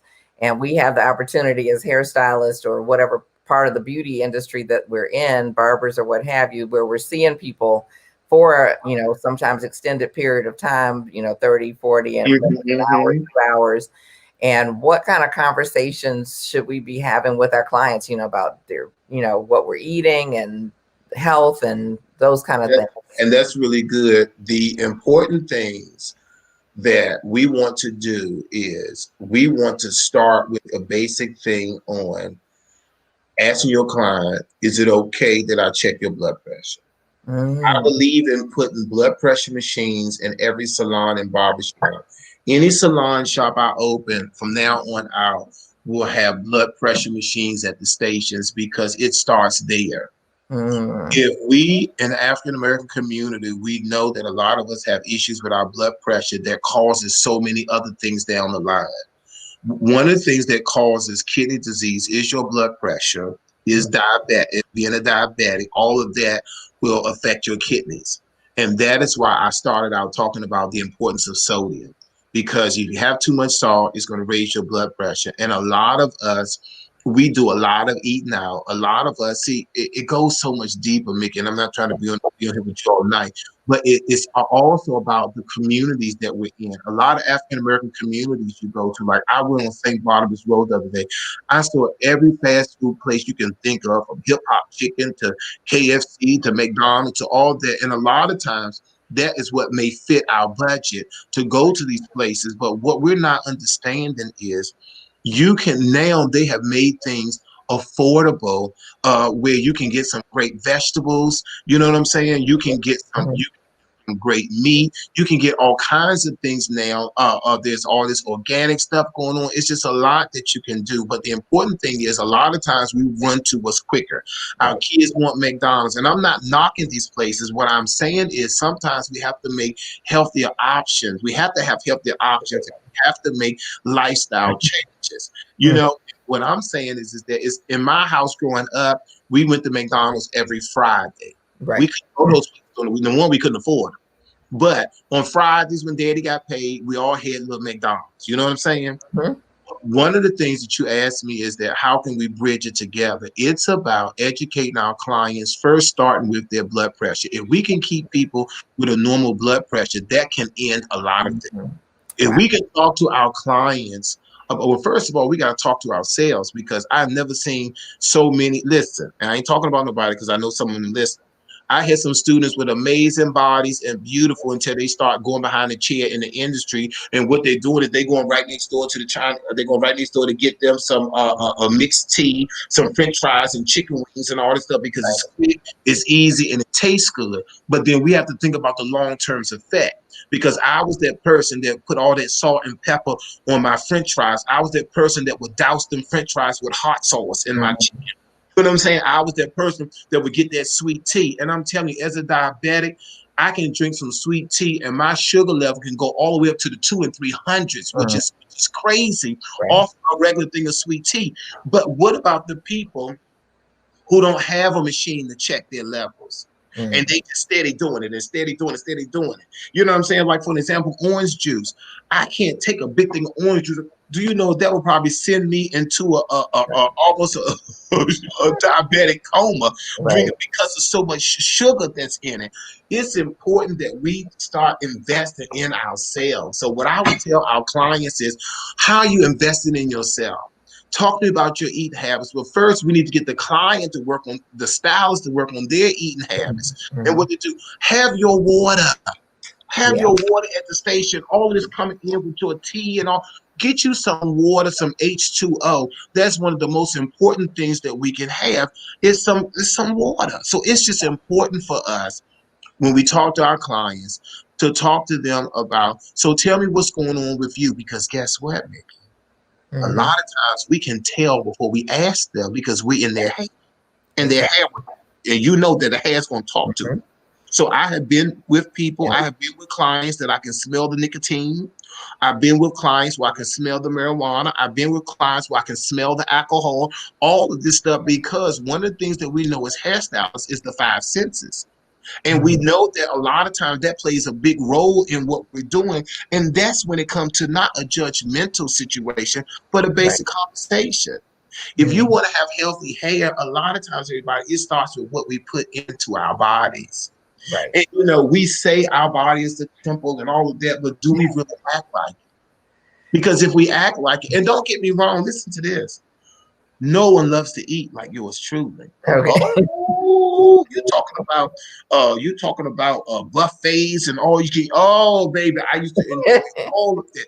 You know, I'm one that I have to, after I eat, it take me a minute to get it from the table, baby, because I got to let it all digest and all that kind of stuff. But Right. you know what, Miki? It's the best feeling in the world to get up from a Thanksgiving meal and not be overly stuffed. Right. It's the best feeling in the world to do what I call on my show PC, which is portion control, to make sure that you can. I'm not telling people to deny yourself, because I thought I was on my way out of here. But what I'm telling you is, you do it in moderation. So when I went to Atlanta, one of the chefs, I said, now how am I going to get away with this? Because she didn't cook nothing that was kidney friendly. I said, Lord have mercy, what I'm going to do? But what I thought about was portion control. So Right. when it was over, she made this honey bun that was out of this world, but I had a little square of the honey bun. It Right. was a taste, but guess what? That was all I needed. Right. And that's why it's important that we talk to our clients about discipline. Discipline in reference to how we're eating. Right. As we get older, Miki, you know what happens. Our metabolism slows down, and we start to have a little extra cheek. We start to have a little extra this. We start to have a little extra that going on, all that kind of stuff. And because our metabolism slows down, it's important that we really monitor what we put into our bodies. And I said to myself, Miki, if I lasted 50 years, which I have done, eating whatever I wanted to eat, I can go the other 50 years doing the right thing. Yeah. Yeah. Absolutely. And sometimes it's hard. But and let me tell you this, like, I'm a chip person. But guess what? I eat beet chips now. And I don't even like beets. But the beet chips to me are good. But guess what, Mickey? I think that some of it is psychological, just that crunch that you got to eat. Yeah. And that's what I do with that. Or I'll get pork rinds because pork rinds have no carbohydrates. So it's not going to eat, you know what I'm saying? Mhm. But I got to watch the sodium. So Yep. what does that mean? I can have the pork rinds because that's going to raise my sugar, but it may raise my blood pressure. So you have to do it in moderation. But that's why everybody has to tune into the Kidney Cafe so you can learn what to eat, what not to eat, and learn that you can eat almost anything, but you want to do some substitutes and you want to do some portion control, and everything will come out all right. Yeah. Well, I absolutely can't wait. I can't wait to see it. I've been watching the teasers and everything. Very I good. was like, okay, what is going on here? I want to catch it. So, yeah, Yes. definitely keep us posted with, which network and where we need to tune in because we will be there. But this has I been appreciate it. so wonderful to talk with you and to really hear, all of your experiences, with the school and getting started with that, as well as, your experiences with your health and how, it's amazing to me that you've shifted and, I understand the down times, the depression times and all of that, but your rebound from the outside looking in is just like amazing. It's like, how did you do that? You know what I mean? It's like, I think you came out with the body butter first, because of Oh the yeah. So, dialysis. yes. Let me just say this real quick before we go. So what happened was while I was in that chair with the entrepreneurship spirit that I have, what happened was I'm not a shoe person. And I don't really care for socks. I'm a country boy. My family's from North Carolina. So I walk around the house. I walk down the street, no shoes on, all that kind of stuff. Still do it today. So I'm sorry. I'm in my office. I can have a suit on and my toes sticking out in a minute. You know what I'm saying? People say it's unprofessional. I say, well, okay, that's your opinion. But I'm just that kind of person, right? I'm sitting in a dialysis chair and my feet are looking like I was kicking in sand or snow. It was terrible. And people coming up to me because they know me as the beauty school owner. Okay. And I'm looking at my feet and I'm trying to hide it under the cover and all of that. So what I did, Miki, was I said to myself, what can I do to make my feet look better? So I started researching cocoa. I do it everything from coconut butter to I started trying all this different stuff. And next thing you know, I started using shea butter. And then I started going into the lab and I started mixing it. Then I started getting some of the scents that I think that would smell good. And then I started adding some additional oils and stuff to it.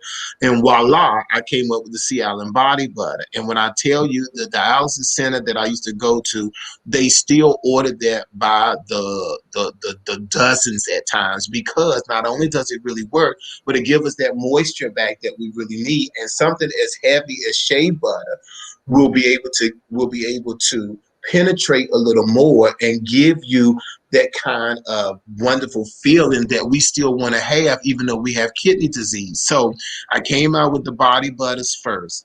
Then from the body butters, I did the sea salts. Then from the sea salts, I did the beard oil. Then from the beard oil came the whole beard box, which would be the conditioner, all of that. Then the latest thing, which I'm excited about, is my beard protector. Oh my God, the beard protector.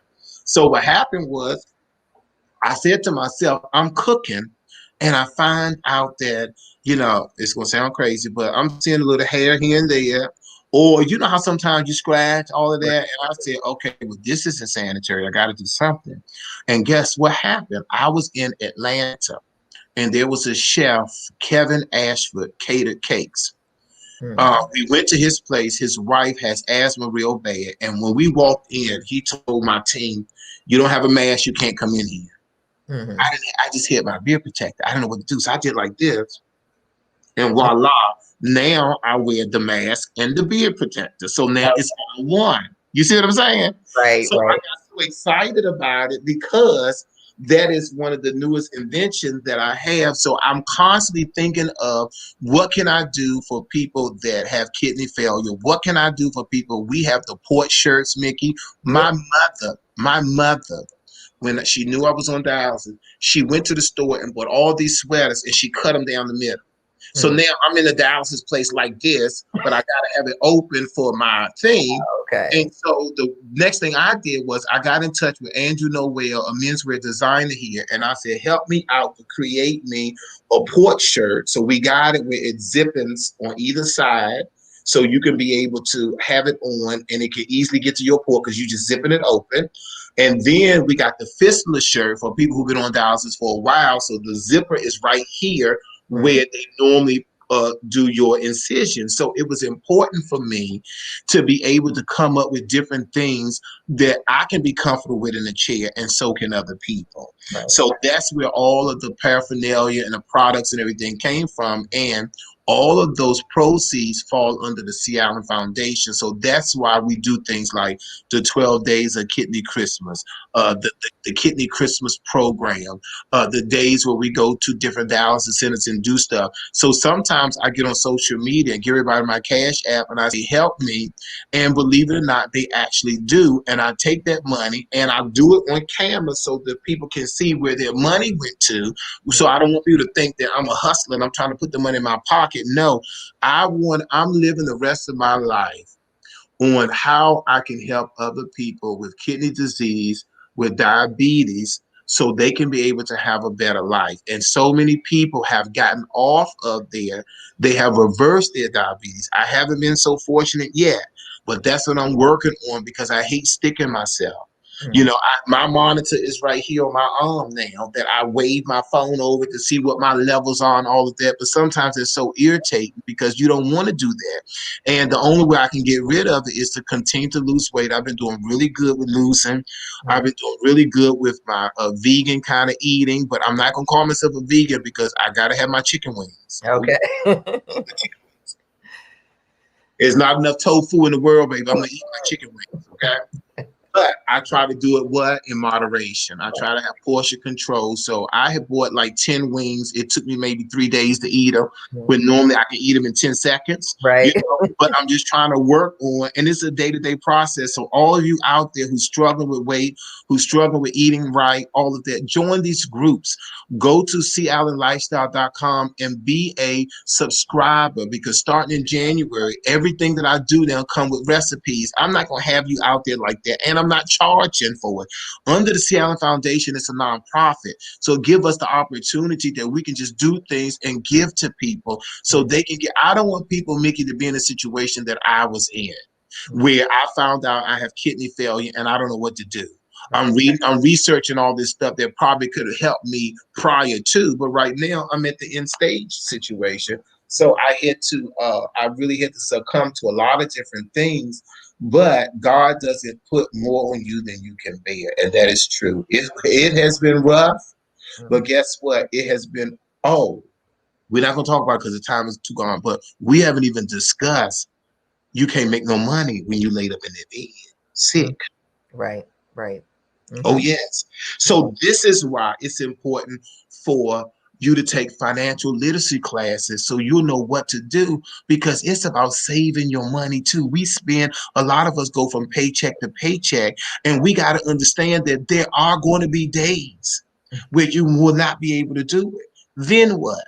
A lot of us don't have that support system to call on somebody and say, I need you to pay my mortgage, or I need you to do this, I need you to do that. So you got to be creative. And Miki, that's why for our beauty superstars, that's why it's important for you to have multiple streams of income. So if you are down, you can still be able to get money and do the things that you need to do. You know what I did, Miki? I told the people I had a kidney transplant. I'm at home. I can't work. Help me. Do you know the thousands of dollars that I got? I didn't do nothing but turn it over and gave it to Dr. Williams, because I have a job. She's a working hairstylist. That's the only way she make her money. So what I did was, and she was a single parent. So I made sure that I took care of her first, because if it wasn't for her, I probably wouldn't even be here today. So the thing about it is, and that's why community is so important. And that's why helping each other is so important. That's why sowing and reaping is so important, because you never know when you're going to have a time when you're going to have to give it. That's why treating people right is so important. Yeah, I have seen people, Miki, that was a student who now sit on the state board. Yeah. I've had students who now work for the licensing division that could close the school if they wanted to. Right. That's why you got to be nice to everybody. I learned something. I'm going to stop after this. My old assistant, Rashawn Broadneck. Do you remember him, Mr. Broadneck? Yes, I do. Mr. Broadneck taught me something I would never forget. Thank you, Rashawn. Mr. Broadneck said to me, people always got to remember they got to be good to the front end people. Because Rashawn said people come to see you, Mr. Bennett, they walk right past me, they have an attitude, all this stuff. They don't understand that I'm the key to you. You got Right. to get past him to get to me. So you got to learn how to treat these frontline workers, because those frontline workers have the ear to the people who make the decision. And when he said that to me, it made all the sense in the world. And that's why one reason I've been blessed, I go in the office building, well, good morning, how are you? I treat the people the way they're supposed to be treated. When other people look at them like a doormat, I treat them right, because those are the same ones that will whisper to you, no, you need to fix your tie and you need to do this. Oh, they will like it better if you combed your beard down some, because when you go into the door, or they will say, oh, well, make sure you get you some water or so and such and such. Or let me tell you this. One girl told me, she said, I'm the assistant to, I'll never forget this, Jonathan Rogers, who was the CEO of TV One. And she says, he listens to you every week. So what you need to do if you want to get in here is so and such and such. So it's important that we are nice to every single person, because we never know where our blessings are going to come from. So when you're looking down at people, you're looking down to pick them up. Because it's important for us to make sure that we're good to other people. And I try to do that 100% of the time. And the last one I want to say is I became a nicer person. And it was hard for me to say that, because I always thought I was nice. But there are times when I hang up on people. There are times when I'm smart. There are times when I cut people off. I'm famous. Excuse me, to shut the people up and all of that. And I said, after that ordeal, God showed me that you got to be nice to the people. And you have to understand, just because you blunt and open and can be loud and stuff at times, some people look at that as being offensive. And you have to treat every person the way that you want to be treated. And you have to understand, and sometimes you got to sit back and know people's personalities before you start, because everybody don't want you in their face. Everybody don't want you touching their hair. Everybody don't want you, you know what I'm saying? Some people want to get to know you before they open up and show them who they really are. So those are some more lessons that I learned sitting in that chair. That Chet, even though you think that you're the nicest person in the world, could you have said something differently? If you have responded to a student a little better? Did you have to buck your eyes? So now, Miki, I keep a mirror on my station, because a lot of times I'm talking like this and not knowing that I'm talking like this. And then I said, oh my God. So I just think that everybody should really focus on how to make them a better person. How can you be better so you can be able to, how can you love yourself more so you can be able to love other people? Right. And those are some of the things that we got to constantly do. We have to stay in the mirror to figure out how can we be better. And I just think it's important. People come in the door, they see the big campus and all that, and I can have on this t-shirt and some jeans, and they say, oh, I'm here to see Mr. Bennett. I say, I'm Mr. Bennett. Oh, I was looking for an older gentleman. I was looking for somebody so-and-so, so-and-so. You know what I'm saying? And sometimes you just have to be who you are. You know, I did that suit and tie every day. I hit on the suit and tie today, but I do it when I feel like it. If I want to put on jeans, I'm gonna put on. If I want to put on shorts, I'm gonna put on shorts. The reality of, Miki, is that we got to live for ourselves and stop trying to live for other people and worrying about what other people are saying and thinking, because they're not feeding or financing you. So what are you worried? What are you worried about what they think for? Absolutely. Well, I think it's obvious to see why you're my life changer. I appreciate it.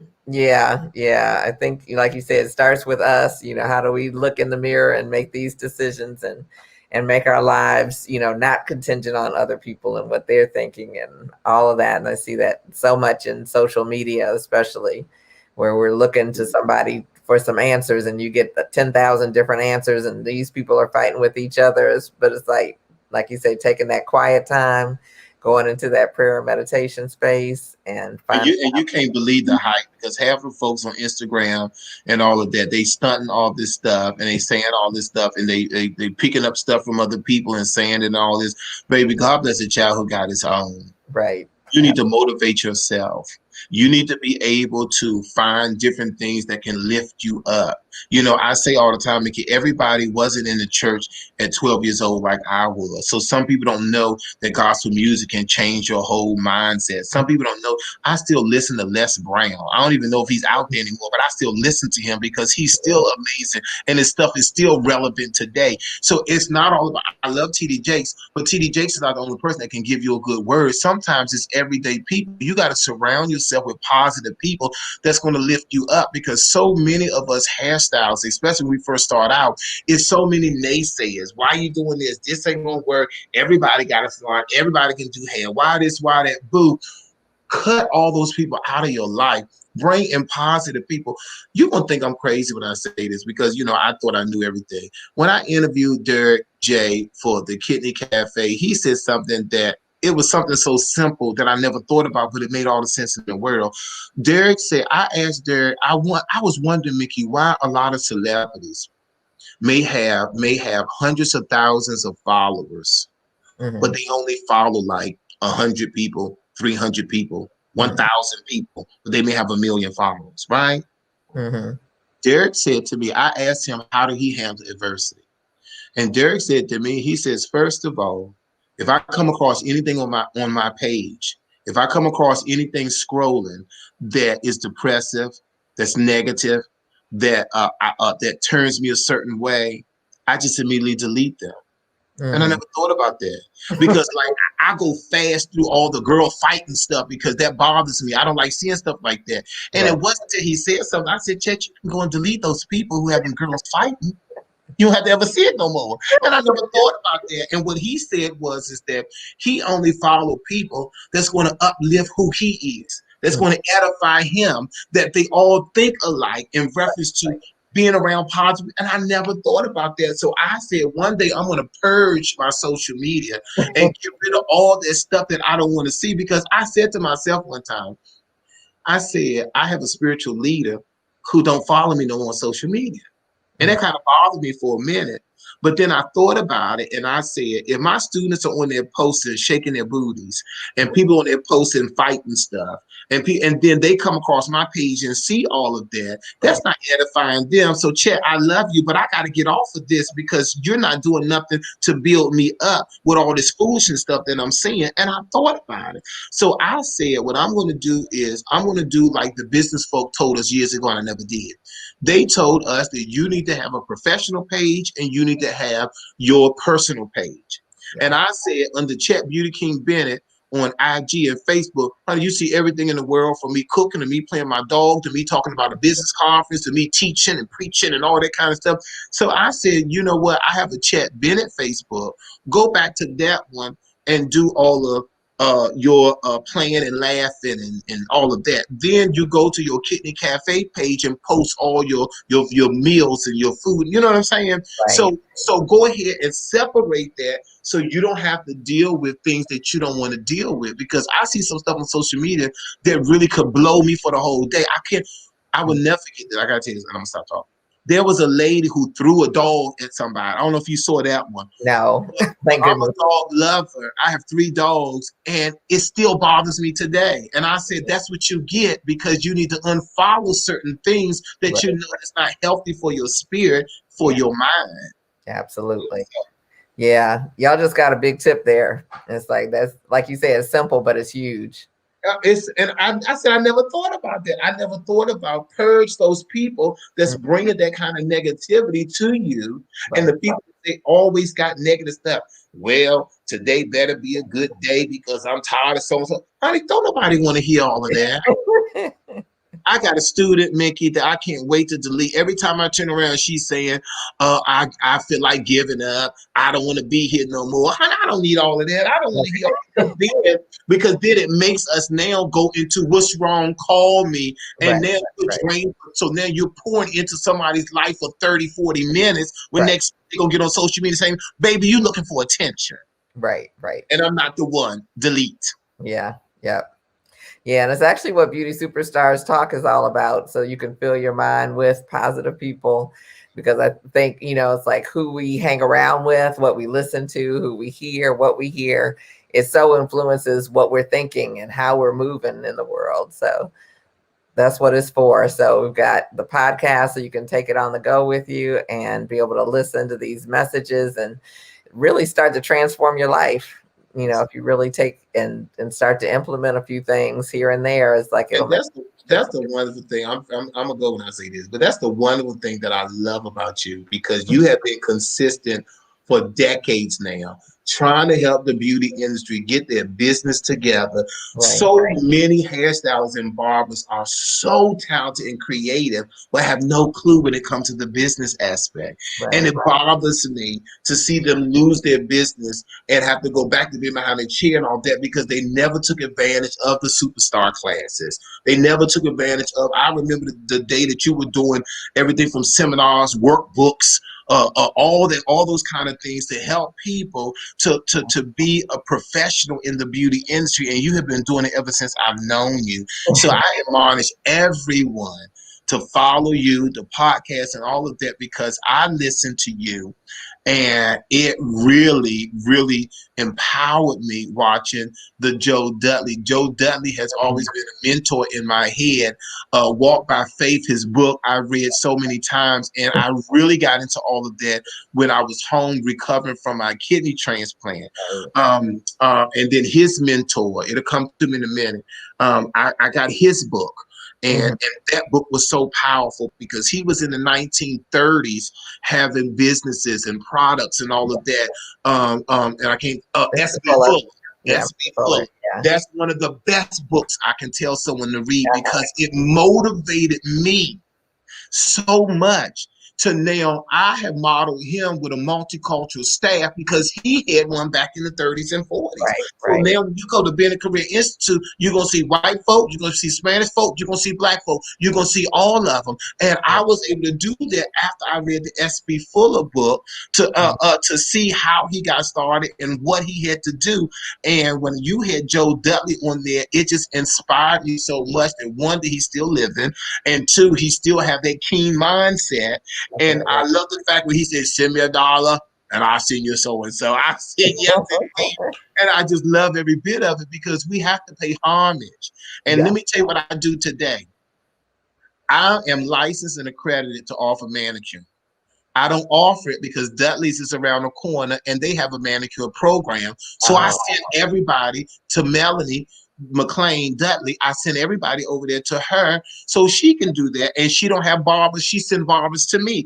That's how it's supposed to be. You know, and I said, why would I monopolize the industry and try to hold everybody to myself when I understand their situation? And if it wasn't for the Dudleys, it wouldn't have been a Bennett. So it's important for us to understand that we have to pay homage and we have to be able to help our businesses remain open and to flourish. So even when I have an abundance of things, I ship them right down the street. Here's some things that you all can use. Here's some things, and I do it all the time. And me and Melanie have the best relationship. And people will say, you crazy. That's your competitor. You need to shut her down. Why would I do that when she's another Black woman? And they started Dudley's, I think it was 82. Or I think it was 1984 when they opened up the DC branch. I didn't come along until 1992. I didn't open the mine until 1996. What I'm saying is that we have to give honor to the people who paved the way before us. I'm going to continue to interview as many legends as I can, as quickly as I can, to make sure that history is here with us, because it is so vital. You know, people think they just showed up on Instagram one day and they're Insta famous and it's like they're all that to the beauty industry, but it's like there are some folks that paved some serious roads before us. Absolutely. And you have one of the ladies on there that I know. Is it Covington? Is it Carolyn Marshall Covington? She was one of the ones that she was big time when I came on the scene. She was big time on the scene when I came on. And when I saw that she's one of the people, I said, I got to tune in for that, because I know she has such a wealth of knowledge because of what she was doing when I first came on the scene. So, you know, I take my hat off to the Barry Fletchers. I take my hat off to the people that have paved the way for us, because I remember coming into this industry and they were rocking and rolling. You know what I'm saying? So when I walk past and see that Liz Nolan see that natural motion is no longer there. You know Oh, what I'm saying? I okay. just think about the lessons that she taught me when she owned scanners. And Mm-hmm. when I came into the business, she was closed, but she taught me some good stuff. You Mm-hmm. can't forget stuff like the Thelma Nelson magic fingers. You know, back in the day, in the 80s and stuff, they said there were lines around the corner, people getting finger waves and all this stuff with Thelma Nelson. She's one of my dearest friends to this day because you have to pay homage. Dr. DiCarlo, been into the industry over 50 years. These are local DC people that you would not be where you are if it wasn't for them. Right. Murray Hawkins, you know, those are the ones who said, don't just lease a salon, buy the building. Right. Right. You know Yeah. what I'm saying? And, Absolutely. and, and you can't not forget these people who paved the way for you. You have to pay homage. Yes. Yeah. Yeah. There's so many. There's so many It's people so doing many. some wonderful things, I especially. think about Bobby Bennett Oh and the yeah. shows that he was doing. You know what I'm Oh saying? I'll yeah. never forget Yes. taking the bus to go to North Carolina to the Bobby Bennett show. And that inspired me to have my local shows because Right. of Bobby Bennett. Yeah. So you can't you have to you know why would we create things and try to reinvent things that's already there? You just fine tune and put your little touch on it. Exactly. Exactly. Yep. That was my whole philosophy when I came into the business. It's like, okay, if somebody else already bumped their head, then do I have to do that? Why don't I just find them and see what they tell me and do that? Absolutely. It Absolutely. shortens the curve. I can tell you that for sure. Absolutely. But I do believe, to be the best, you got to hang out with the best. And that's And definitely that's true. Beauty Superstars is talk is all about. And you mentioned Carolyn Marshall Covington. It's like she is going to be my guest for this Life Changers thing in 2 weeks. So she, I don't know if you know Mr. Bennett, but she's lost her sight. Oh And no, I didn't know that. yeah, she's lost her sight, but I said she's still a person with like the more vision than a lot of people with their sight. And so she is creating businesses and just as busy as can be. But she, Oh, like you say, trained a lot of stylists through the years. She was actually one of my first mentors, kind of sideways. She's the person that taught me how to do weaving and extensions and all of that before she left DC. And then we reconnected when I moved here to North Carolina, which I had forgotten she was here, but we reconnected and she is still just as fabulous. And so I can't wait to talk to her.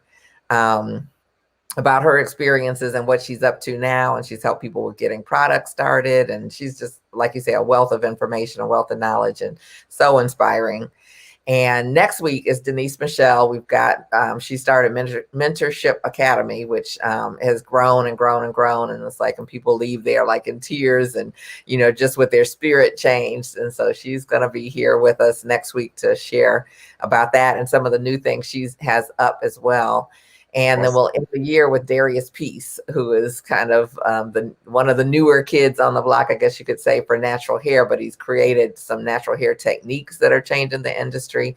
And he's all about helping people with their business. He runs a fabulous salon in Birmingham, High Beauty. And he has all kinds of classes and a big community that he's built where he's helping natural hairstylists in particular to be able to build strong businesses. And so, yeah, we're going to close out the year with him. And you that's guys, amazing. you don't even know what's in store for January. I'm still working on it, so I won't tell you anything, but we've got some good stuff to really kick off the year because I wanted to end this with inspiration and just a sense that you could, 2020 has been tough, but it's not the only thing that's going to be tough in our lives if we, are blessed to live. It's like, Amen.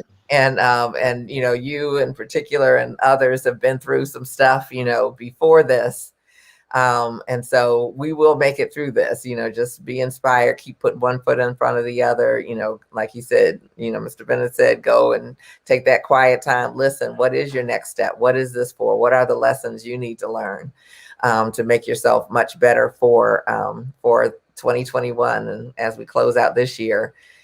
So I've got lots of stuff lined up for the new year. I'm excited about it. And I want to thank everybody that's here, that's listening to us live. You hung with us because it's like we're definitely a little over, but it's like I enjoyed every second. So don't even feel like you talked too much or anything like that, because it's like we've got so much out of today. So I really, truly appreciate you being here, taking time out of your schedule, because I know you are a busy bee as well. You got a lot of stuff going on.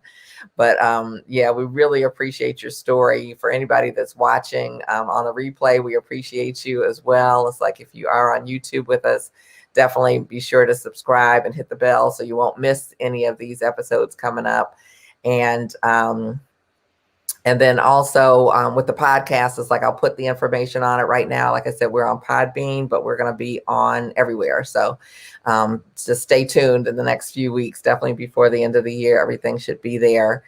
And marketing is always a big thing. It's like I found an email marketing service that I'm absolutely loving because it makes them look beautiful, which is really important being part of the beauty industry, and it's super easy to use. So if you're interested in that, it's called Flowdesk, which is FLODESK.com, and you just put / Miki Wright behind it, just MIKIWRIGHT, and you get a free month to try it out, see if you like it.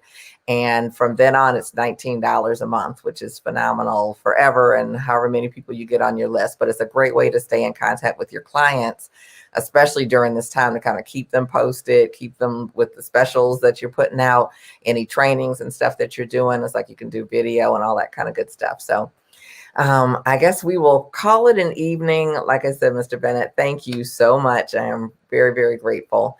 And yeah, it's like I don't even know where to start to kind of put some things together. Like, okay, what were the key points? But if any of you guys have some key takeaways, definitely put them below. It's like we've got,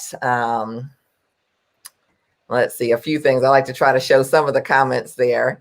Inga Waring, he's a phenomenal man. And it's like we've got some hand claps from Sherry Bowman Daniels. God bless you, Mr. Bennett. And let's see here. Oh, okay. If I can get that up. Yes, for being a stylist at Christmas. We love the blessings. Right. And educate your clients. It's like we got so many just wonderful comments here. If I can get it to go off there. And yep. And Hair Tells Everything. So I guess we will leave it right there, but thank you so much. You enjoy your evening, and we will look forward to hearing all about the Kidney Cafe and where that's going to be airing, so we can follow and get ourselves and our friends and our family healthier as we move into this new year. So thank you. And I thank you. Yeah, continued blessings. You take good care. Everyone, yes. Thanks again. We'll look forward to talk soon. Next Tuesday, 7 p.m. I'll be back. So I'll be here with Denise Michelle. So take good care. I'll see you then. All right. Thank you, everyone.